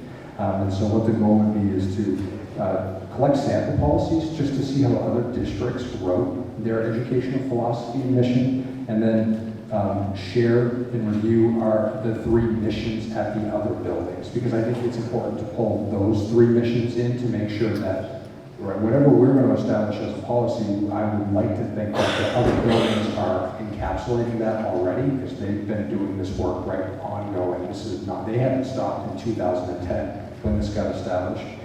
Really synthesize that meeting. And what I would be talking about here is pulling together a subcommittee to do some of this work. So you start collecting some sample policies, some sample missions from other districts, you're reviewing our mission, you're then pulling in some of the other all 3 schools and what their visions and missions are. And then what you're doing ultimately is bringing a new policy to the committee for discussion and adoption. So honestly, it's probably too aggressive, April of 2022, because it really is a lot of work, even though it's a 1.5-page policy. So I think I noted that in my report. I put that as the date. I don't want to see it go into summer, but I think there's a chance it certainly could be a lot longer when we start talking about educational philosophy and mission. So that's the goal there. And you can kind of see, again, what I have for a timeline.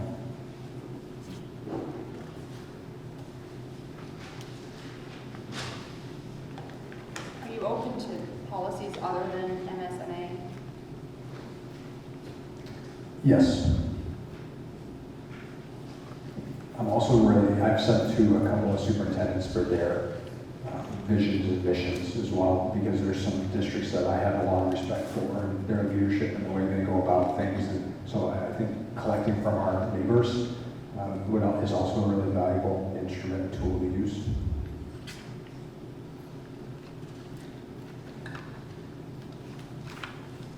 Any other questions?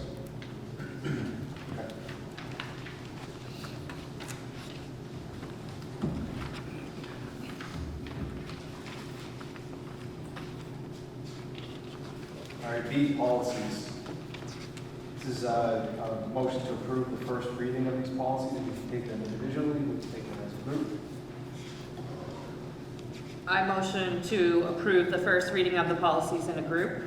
Do you want me to list them off? IJJ, JICK, JICKE1, JICKE2, JKD, KLGA. So, Do you have a second? Any discussion? I wanted to make a motion to separate out IJJ. I have a new policy that I would like to bring to the policy committee or to the board so they can review this new information and see if there's something they might want to adopt and readdress that with this new information. What changes did it suggest to make?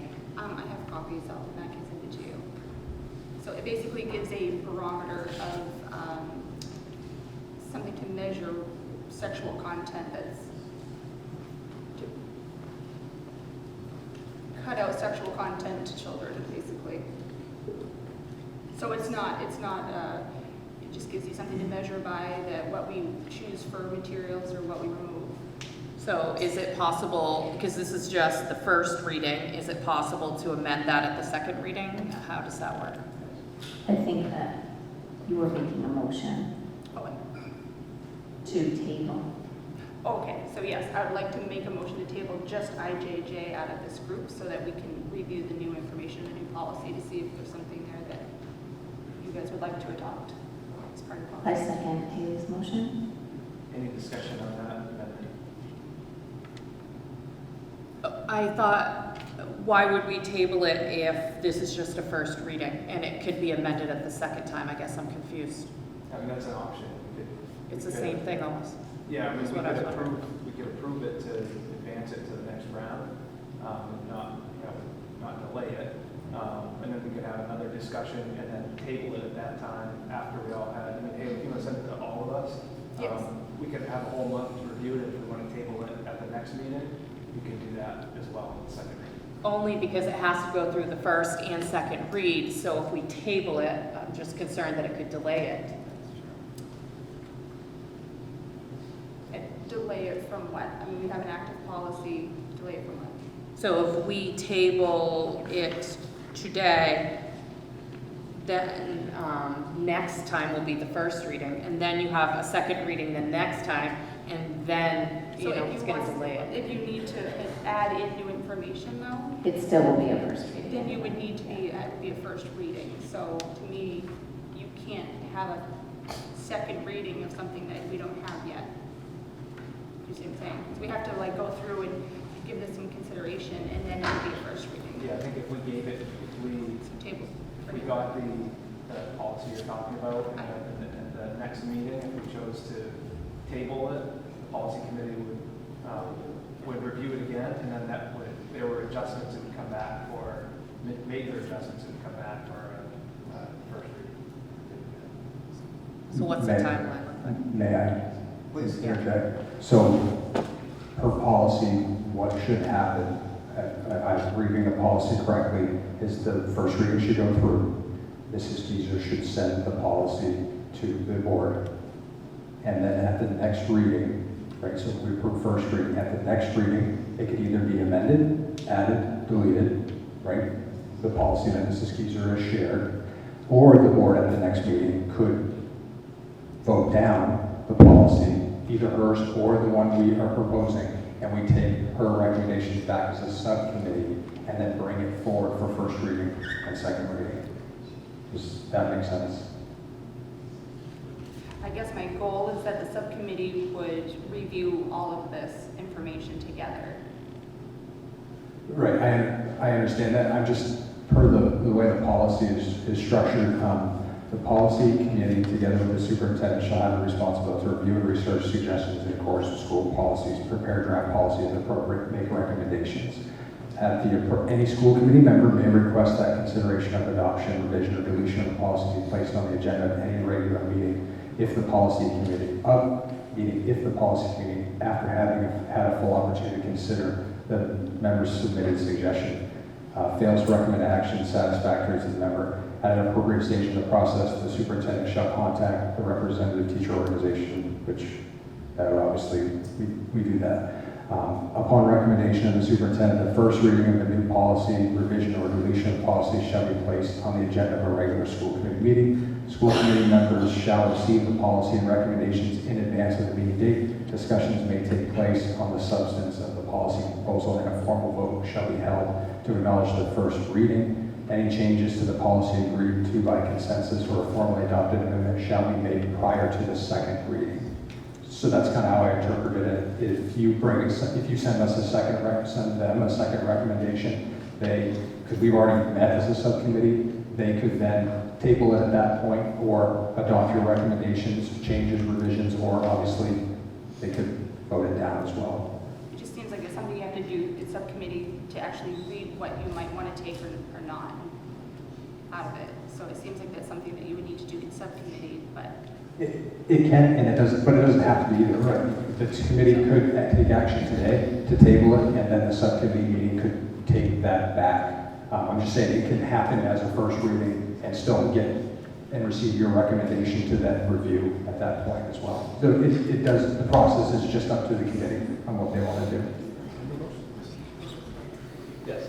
Danielle Haggerty, Hermon. I'm here to have additional comments, but before I comment on my JJ, I'm actually going to sit back down. But since Kristen Shorey seconded the motion and she hasn't had a chance to speak, I'd love to hear why she seconded it and pulling it off since she is on the policy committee, if she wouldn't mind speaking. Chair, would you allow that? Sorry to put you on the spot, I'm just super curious. No, it's up to you, Kristen. Your comments? Yes, I was just actually going to make another motion to maybe clarify what I think Haley would like us to do. But the reason that I did that is because I haven't seen the policy yet that she wanted to share, and I want to see it. So I haven't seen it yet at all. And I want to take that into consideration because of the motion that I made, I think, 1 or 2 meetings ago after Brian Finziano made a public comment. And I did listen to him, and that's why my motion that day was not to appeal the book, but I was supporting the work of the committee and what they did. And then I took that into account within 30 seconds of wait time to come up with a new motion to listen, after listening to Brian, about coming up with a new policy that is inclusive of what parents are asking for. So that is what my intent is. So I would like to make another proposed motion that because... We have amendments already, so we need Okay. to go, sorry, we have to vote on the amendment or the amendment can be retracted. Yeah. So, Whatever you stated my name, I just have a quick question. Yes. Kristen, thank you. Is it your intent to create a separate policy or a policy in conjunction with this? Or was this policy, IJJ, supposed to encompass what your intent was when we spoke last meeting? So my intent is to consider new information that Haley has received as a committee member that we haven't been able to consider yet. And my intent is that today's just a first reading, so just so that people understand, when we have our subcommittee meetings, we are looking at things in discussion. It's a workshop to be able to look at the policies, to maybe make some changes, but also to bring it back to the committee for vote. We don't finalize it until after the second reading. So tonight we're looking at this list here of the policies we reviewed last month, and we're just asking for everyone to approve a first reading. We're going to bring them back, of course. If we had changes that needed to be reviewed, we would add IJJ back to our agenda for policy committee on Monday the 19th. Understood, but the IJJ policy that came from the policy committee did not include any changes or any significant changes related to content standards that were discussed last month. And that was something that you made as I guess you would say it was part of your motion, as a qualifying portion of your motion, that you would consider standards for content. Those Correct. standards of content I didn't see in the first reading. So again, my question is, was your intent to put those standards of content in the IJJ policy, or is it your intent to put those standards of content in a complementary policy? We actually did discuss during the policy committee, and I will own that the access auditorily was not up to par that day, but Mr. Walsh actually proposed another way, whether that be in a procedure versus a policy, but that we would be considering giving a form to parents to fill out to make their wishes known on which material they didn't want their children to have access to, so it would be flagged when they were signing things out. And I think that was a concern, so that was, in my mind, part of that content, and looking at that content and listening to parents, but I am also respectful of what Haley has received, and I want to review that. And I agree, and I saw Mr. Walsh's comments, and I very much support him on that. I didn't see it in the first reading document, and that's why I'm asking the question. I wasn't able to, maybe I missed it, but when I looked through the first reading, I did not see the content in which Mr. Walsh referenced that would be included. So again, is it intended to be part of the IJJ policy, or is it going to be a supplement to the IJJ? Because it didn't show up in the first reading. Right. So if we It's pass not. this through the second reading without looking at that, we're ignoring the point that that discussion was not reflected in the policy that the committee discussed. We actually wanted to make it a protocol so that it could happen sooner than waiting for second readings, at least that part. So what Mr. Walsh proposed, we wanted to be able to put into practice sooner than going through the process of doing first reading, second reading, to then it be policy. So there are policies, and then there are procedures that happen within each building. So we really wanted to make that a procedure that could happen sooner. Can I just make one? That was a qualification of your denying. Yes, and that's why I said I want to hear what Haley has to say so that I can. Mr. Walsh's information wasn't included in that policy. So if you're going to make It wasn't going to be because it's not part of a policy, it's a procedure which is different than a policy. And your point was that it was going to be added to the policy, Kristen. That's the thing. And my intent today is to do that. That's why I just seconded Haley's motion. Good. Yes. I just want to bring us back to the beginning of this meeting and how much everybody in this room really wants people to work together in a cooperative manner. And I realize that this is a stressful situation and you guys are having to handle very tough things. I also realize that parents and teachers are under an immense amount of stress raising kids and trying to do best by them. I just ask that we be respectful to each other and we work through this. And I'm not calling you out as not being respectful. It's quite the opposite. I think you're doing a very good patient. I just felt like this was headed somewhere and I wanted to stand up and be like, okay, everybody, we're on the same team. We may not all agree on what we want, but we are on the same team. We love these kids dearly. I love my kids and all of you love your kids. The teachers love their kids and the residents love our kids. We are gonna get through this. We got this. And I appreciate you seconding the motion to table it. I think that you have a lot of insight, and I know you're getting a lot of pressure not to do that, but I think you have an immense amount of insight in the fact that this was a huge hot topic. I was here, many people spoke on it at that meeting. You were very generous to acknowledge them and allow them opportunity to have input, and I do hope that you do support tabling it, because it really doesn't matter as far as the process. We will get to the end, but sometimes it's better to slow down to speed up. And I think that, Kristen, you pointed out that there was audio trouble at that meeting, and there was zero participation by anybody that spoke at the previous meeting that led to that meeting. So, and maybe that's just common practice, and we all have to talk in front of everybody and on TV in order to give our input, and maybe that's how things are, and we just need to suck it up and deal with it at the first reading. But I personally would like to see it be removed. I personally would like to see people who spoke at that meeting be able to talk to the topic at the policy meeting. And I have seen the policy that she's referring to, and I think it is an excellent, well-written policy that has been used by other school districts. And I do think that if we don't take it in its entirety, there are pieces of it that have immense value, which is why I'm really here to speak. But thank you, all of you, for serving us, and you are doing a great job, and we are going to get through this.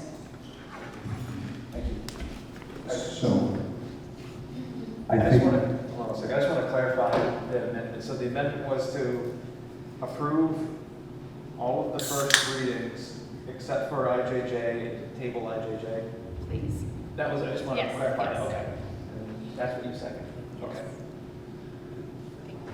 I think the way the policy is written on policy adoption, if we are going to take this back to subcommittee and consider a second, another policy, add, supplement, amend, whatever it is, I think that you can only table after first reading. So I think you should reject IJJ so that it can go back to subcommittee to be reviewed again with a new first reading out of, again, essentially those recommendations. Now the subcommittee may decide, thank you, we got this, we're reading this, we disagree, or we want to add this in. But I think it makes more sense per our policy to reject it outright than table it, because tabling takes place between first reading, after first reading and during second, essentially during second reading. So I think it makes more sense to reject so the subcommittee can then review proposed recommendations. So I'm just saying that from our policy standpoint on adoption, I think that makes more logistical sense, and we would be following the policy the way I read it. Yes. So if I'm understanding Robert's Rule of Order correctly, Haley could withdraw her motion, that would remove it, and then Stephanie could withdraw her motion and do motion. Sorry to tell you what to do, but. Yep. So we need, if you were wanting to do that, you need to retract your second. And then you'd have to retract your amendment and then make another amendment. All right. I retract my second. I retract my amendment. I make a motion to reject IJJ policy and approve the rest of the policies listed. I'll second that. Any discussion? I just would like to be able to see that new policy as soon as possible. I thought I heard reference that it's already been viewed, so I can't wait until we get to see it. Okay. Any other discussion? All those in favor? That is unanimous. Thank you. All right. C, MSBA resolutions. Chris volunteered to be our delegate. Hopefully you received a meeting invite for the September 20th. All right. I'll check in with Jody. There's a regional meeting on the 20th for the Penguins. Purpose just to share, discuss the proposed resolutions from the board. The delegate is on the board. And then on October 22nd is the delegate assembly itself. So the resolutions are in your packet, similar to policies. We can take them, again, this is just guidance to you on how you would like to see people during the delegate assembly. So similar to policies, we can take them all at once, or we can take them one at a time, or another one. We have a motion. Motion to approve the MSBA resolutions as presented.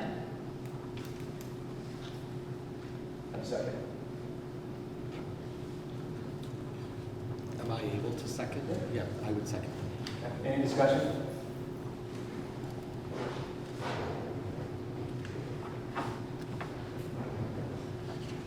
All right, all those in favor? All those opposed? I'm going to abstain because I'm voting on it in our district. Okay, okay. Motion carries. Takes us to item 8, reports. A, administrative reports. One thing to add to my report. Let's see here. Okay. So we have completed the pump test and the flush water test at the elementary school. And Mr. Gardner, well, I don't know if it's him or not, but Gardner's Construction is going to be digging that trench for that new connect on September 20th. And so then Mr. McLeod will come in and hook those all up. So we hopefully will have the new well hooked up by the end of the week of the 20th is a Tuesday. So hopefully at the end of that week, we'll have our new well hooked up. And we've also completed our mitigation testing for the Hermon Middle School well, and we are just waiting the results on that. It's confirmation testing after going through the mitigation steps of changing out the filters and the aerators. So we're just waiting on those results. So those are the two big things that I was briefed on today.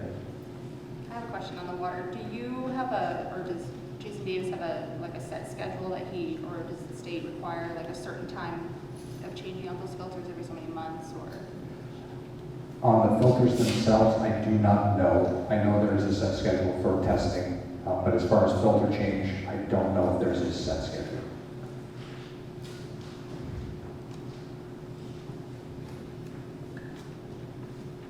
Any other questions?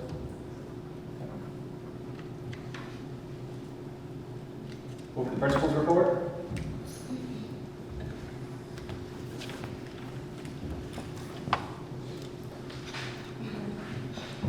Minutes of my bedtime, so I'm going to try to keep it short if I could.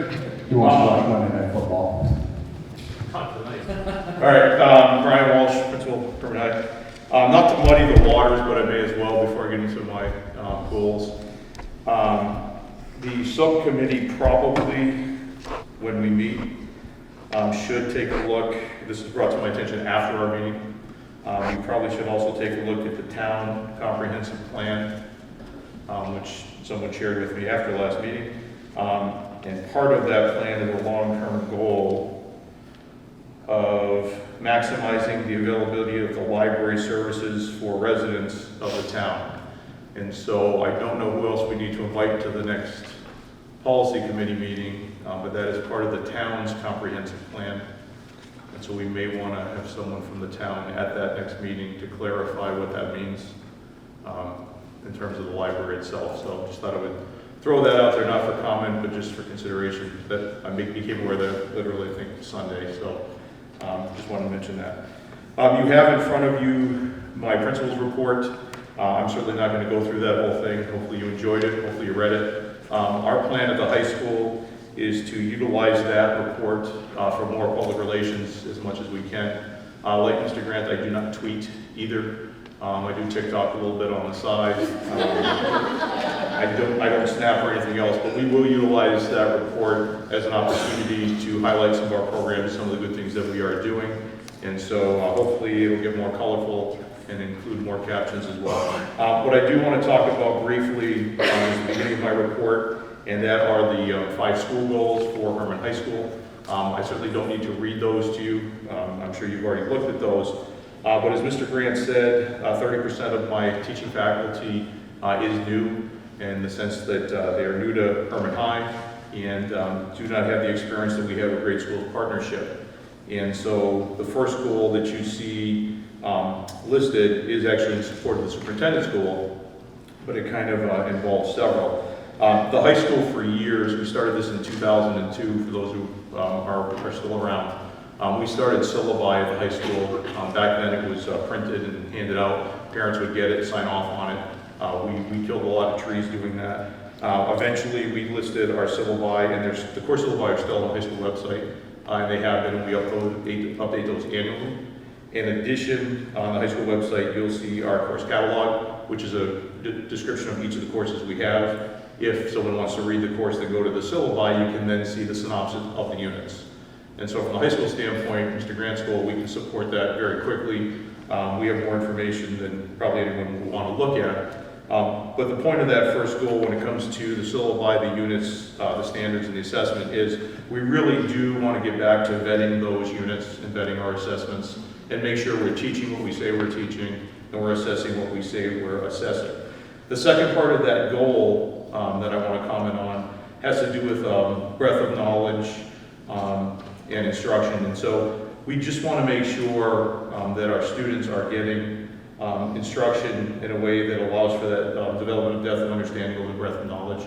We're trying to get into that top quadrant. In addition, one of the goals we have is to include the guiding principles in their instruction. For those of you who've been around for a while, you know about our decennial accreditation with NEAS, and that was one of their recommendations. And of course, that was the first year of COVID. So we definitely need to get back on track with that. Goal number 2, review, update, and reinstitute academic expectations that expeditiously promote a return to pre-pandemic levels.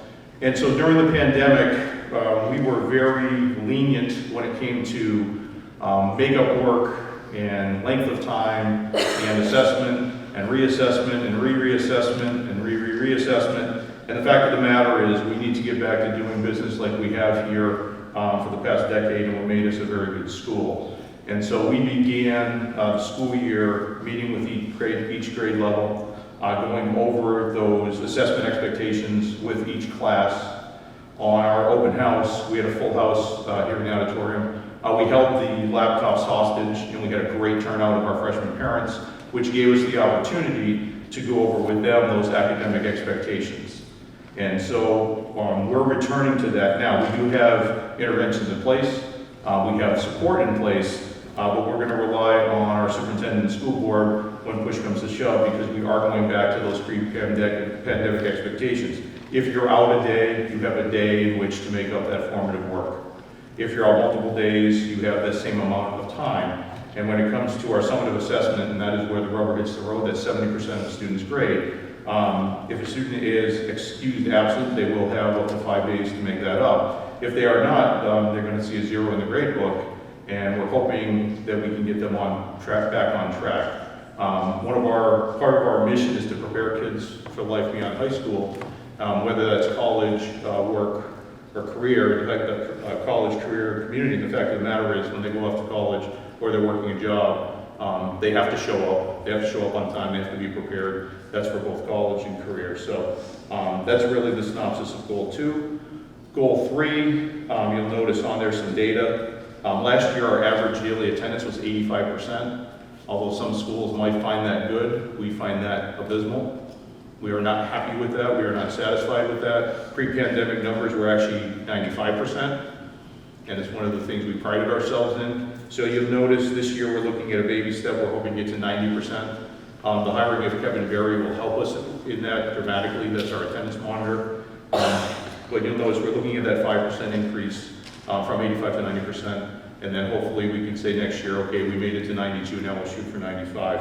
The other piece of that goal, you'll notice, has to do with our behavior.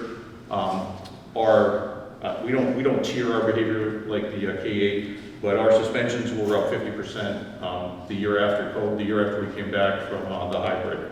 And again, that's not acceptable for urban high school. Those behaviors are not in any way, shape, or form. So our hope is to reduce by 10%. Again, perfect storm. We increased our student population to almost 600 kids. We reduced our staff. And then we weren't surprised to see what happened. But in almost all categories, we doubled the amount of discipline. And so the hope is we've started right off the bat meeting with classes. We've added, I think, a fantastic monitor in Mr. Berry. I think Mrs. Beaverson and I will have more time this year to deal with individual students and be proactive with discipline. So that's goal number 3. 4 and 5. 4 comes right out of the NIAS report. We put that on hold. And this is highlighting and promoting our vision of the graduate and the school's mission itself. We were at a point back in 2018 where every student knew the mission. They understood the mission. They knew why we had the mission. And then we went on a 2-year hiatus, and it's important to get that back. And then number 5, for those of you who've been on the board, you know we are proud of our multiple pathways. Mrs. Smith and Ms. Shelter have mentioned another one tonight, and I'm excited for that. But the reality is we want to get our student voice. I've heard the committee talk about making sure they get feedback from the parents, and it's not that we don't want feedback from parents at the high school, we certainly do, but the reality is we have 592 users here every day. Those are our kids, and so we want to make sure they have a voice and we hear what they have to say as well. So that is a synopsis, 5 minutes or less, of the 5 goals of the high school for the year. Any questions on those? I have a question, Mr. Walsh. Certainly. On the piece about student behavior, do you have data, not tonight, on how you define behavior, what categories? I have data like you can't even imagine. I do. We break attendance data out into a whole bunch of different areas. We break discipline out into at least 20 different subcategories. I have all of that. We have it not only for last year, but what we did was we compared, when my group met in July, Mrs. Beaverstein is the principal, keeps phenomenal data. She has to report it to the state, so her data is spot on. We had her data and she reported out, so we have it in every subcategory. And we looked at the year before COVID. We weren't gonna look at the hybrid year, when we had half the kids here half the time. Behavior was great. But the reality is we compared it to pre to last year. And so when I'm saying it was up that 50%, and it was, if we bring it in on another report, you will see every subcategory pretty much doubled. That was my question. And the total, and the total number of suspendable days doubled. Yeah. We went from 199, which is essentially 1 a day, to 399. And every subcategory doubled as well. Yeah. One of the questions that I had is, substance abuse is something that happens and we don't talk about it enough. And you might not know the answer to it right now, but I wanted to see how do we make sure that all students feel comfortable in the bathrooms? And we had talked once about vape sensors. And I just wanted to know, you don't need to have an answer right now, but maybe Steph knows the answer, but is that something that we can continue to look at? So I do have an answer, if you'd like. The vape sensors are up. We just learned, actually, not that I was not paying attention tonight, but I was looking at the data from today from the vape sensors. They are up and running. And I won't tell you what bathrooms are in per se.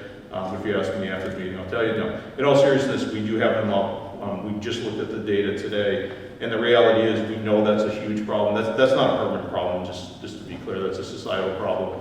And that was up. We had doubled our incidence of vape. And the reality is, we're only catching maybe 8% if I look at the national data, so 92% of the time we don't, just like criminals. But the reality is, we have those vape sensors up, we know where the hotspots are. The good thing is, we have a male monitor, as well as a male athletic director, a male principal, and so we have been visiting, if children are coming home saying that the men are always in the bathroom, yeah, we are. Because the reality is, we know where those hotspots are. But more importantly than us being in there as a deterrent, there's a program that we utilize when a student is caught. They're not just thrown out of school, they're not just on a 3-day suspension. In fact, the first offense, they have to go through a Babe Educate program. And we still do have our contracted services with a licensed, Leslie can give me all the letters, but she's a licensed clinical social worker who has a concentration substance abuse. When a student is caught, we also utilize Sheila Tidlow services so that we're supporting that as well. It isn't just about catching the kid and throwing them out. That doesn't do us any good. Then they're just going to vape at home or smoke weed at home. Can we find them? Can we educate them? Can we work with them and the family and hopefully change the behavior? That's really what this is about, these numbers. And when you look at those numbers, when I share them, it's about those are real people, those are real kids. Now, how do we find them? How do we work with them? How do we change the pattern of behavior? That's really what it's about. And the only other question that I had is, it's going to be a busy year with politics, so how do we ensure that teachers aren't sharing their personal views with the students? And that was something I was going to ask before Derek mentioned. Yep, I think the high school is a little bit different in some ways.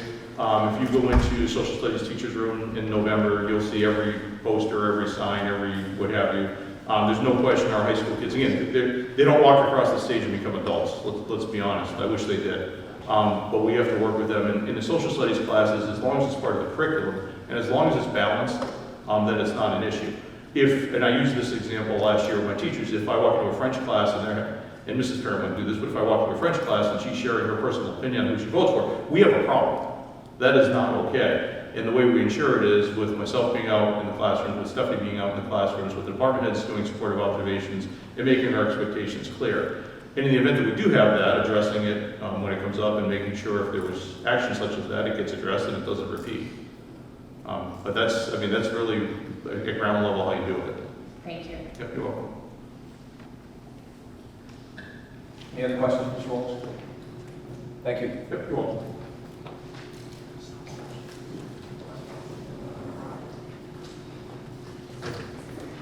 Good evening, Zach Freeman, Hermon Middle School Principal. It's the first time I've had the opportunity to address the board, so thank you for everything you guys have done for our school and our district. Our school this year is resetting behaviors, resetting the middle school, honestly, overall.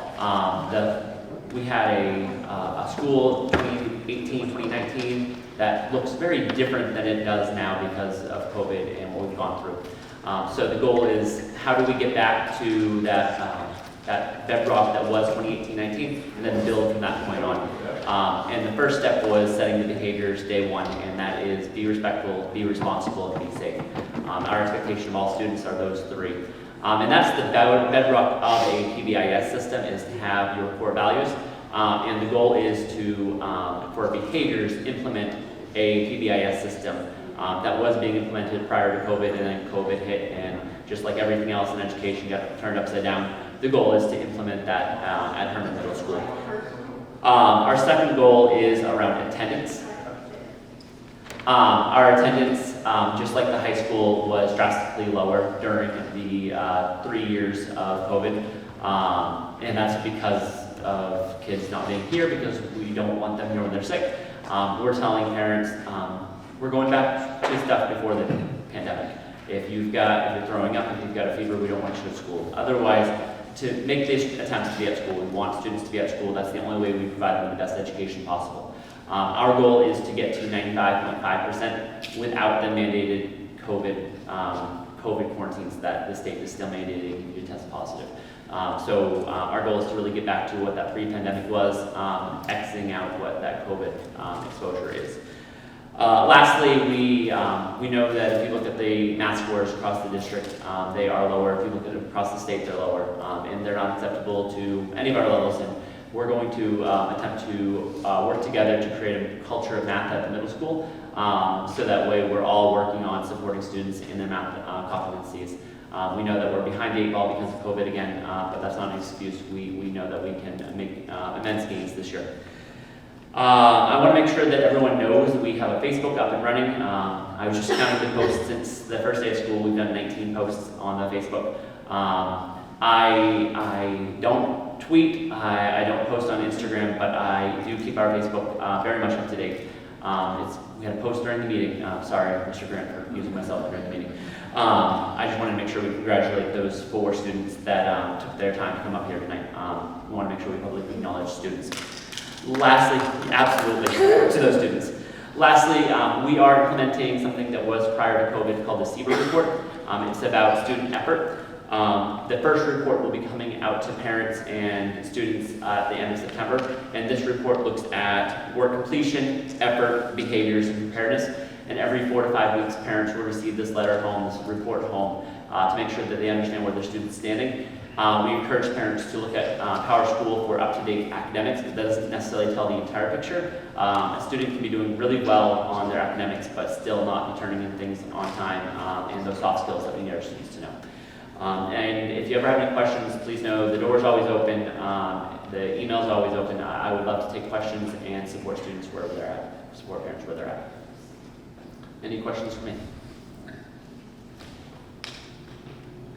Yeah, I wanted to ask you the same question that I asked Mr. Walsh, and if you could just give me a brief summary. I just want to ensure that personal political opinions by teachers are not shared with students. That is the policy, and that is what is upheld. The hard part about being an administrator is there's one of me, and there's 25 classrooms in the middle school. And I know our teachers are doing what's best, but I also hear things through the grapevine. But what I ask is if parents have concerns about what they're hearing about stuff in the classroom, that they come directly to me. And before me, come directly to the teacher and ask those questions, seek clarification, and we'll support, we'll follow the policies as written. Thank you. Any other questions? Thank you again. Thank you. Mrs. Davis's report is in there. She unfortunately cannot be with us due to health reasons this evening, so just if you have any questions for her, email her, or obviously reach out to her. Okay. Takes us to B, facilities track committee. We spoke already, equipment on track. Anything else to add to? Finance committee, we have not met. Did not meet last month. Nothing to update there. Policy committee, anything else to add? Yes, I actually just want to say publicly that I'm going to be asking the subcommittee if we can change the start time of our meeting to 4 o'clock on Monday. I don't know if that would be doable. I have another meeting that I've been mandated to be at. And we'll see if that works out. And I am not sure if we have received back which room we're using, because when we request rooms to have meetings, it is based on what's available. And so I would be sure that we have that posted for everyone in the next 2 days so that they know when the time is, where we're at, and which policies we will be discussing on Monday.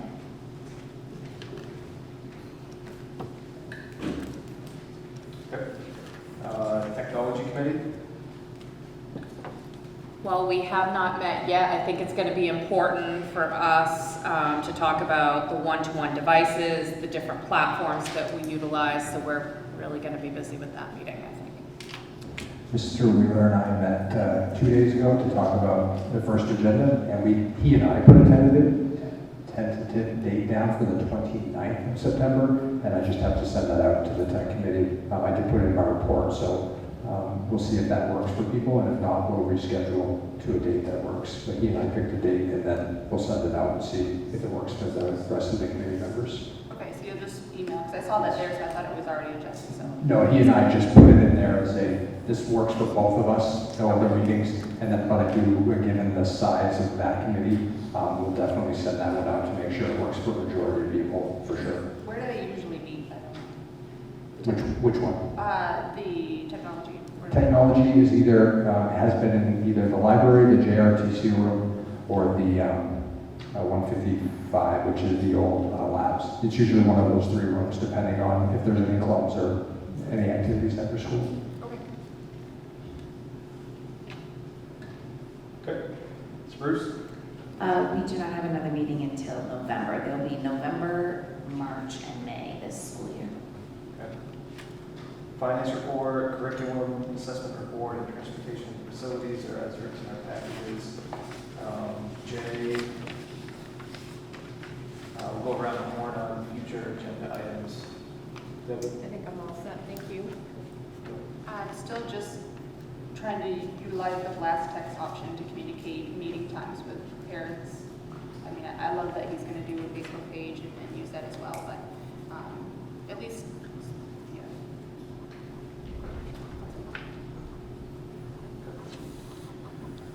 Chris? Steph?